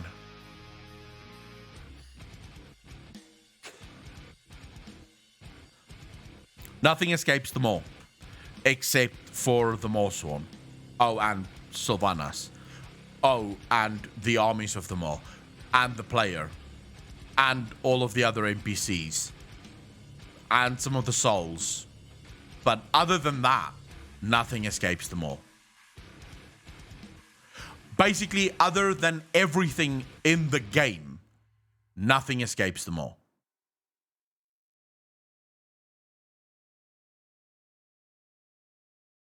Well, maybe that makes sense, actually. Sylvanas did say you are all nothing.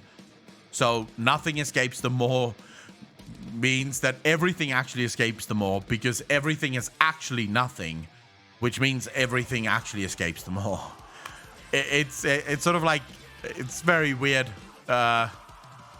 Blizzard just didn't pay attention to half the time that they were writing stuff. Like, again, it sounded cool, right? Nothing escapes them all. Unless it needs to escape them all because the story needs to move forward, and then everything can fucking escape them all, right? So it just feels like Blizzard forgot that they even wrote half of that stuff. And as per usual, Blizzard will probably never go into detail as to why any of those things mattered at all, right?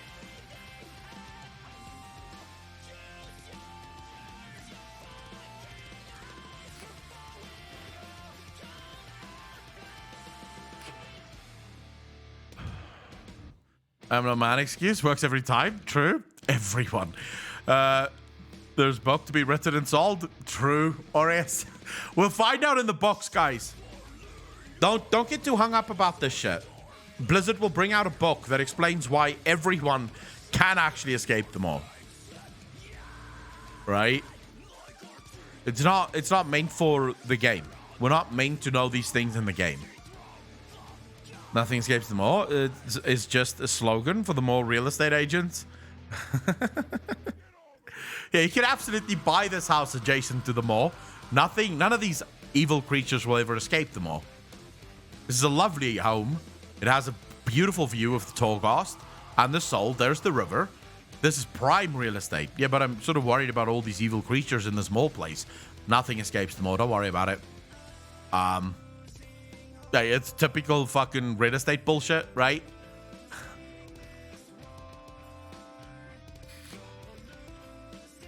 Yeah, escaping them all 101, the manual.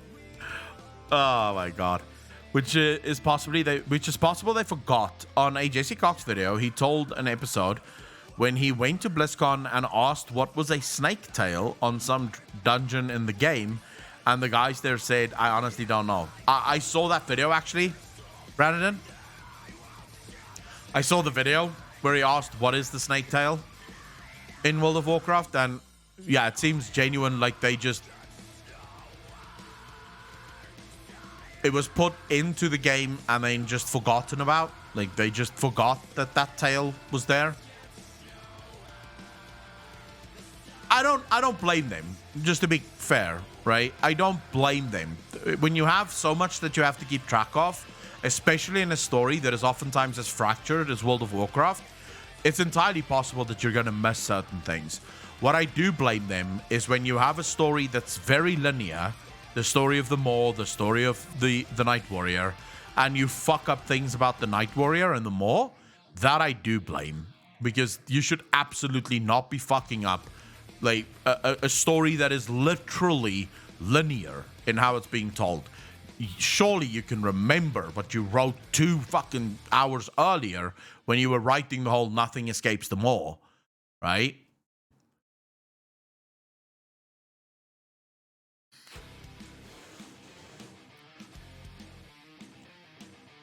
So yeah, but you know what else doesn't escape anything? Me going to the fucking gym. Today is squat day. I'm not looking forward to that. I'm not looking forward to that. My legs are already so fucking sore. I did datelifts 2 days ago, right? And my legs are still fucking sore. So today's gonna be fucking hell. I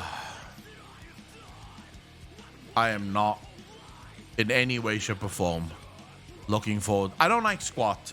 Just in general, I don't really find squat fun. Like I never miss squat day, but I definitely don't like squats. It's the one exercise I don't like. Give me shoulders, fucking love it. Give me deadlift, favorite exercise in the world. We did bench press last night, absolutely glorious. As soon as we go squatting, I'm like, I could do with skipping this, you know? I won't, but I could do with skipping it. Anyways, ladies and gentlemen, as always, it has been an absolute pleasure.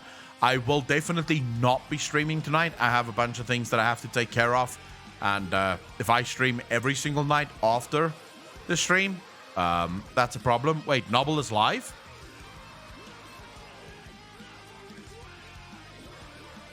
Is Noble actually live? I wouldn't mind.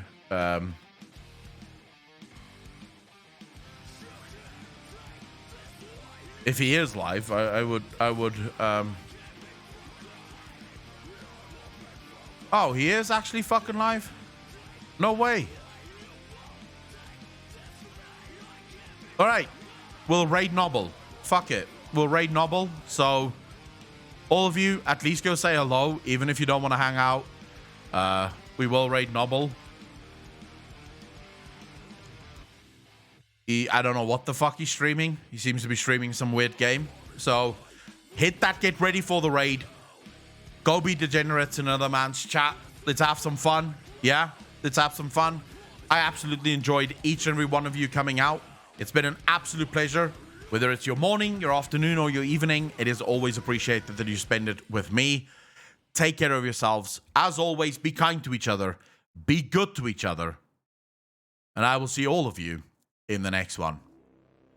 Peace out, fam.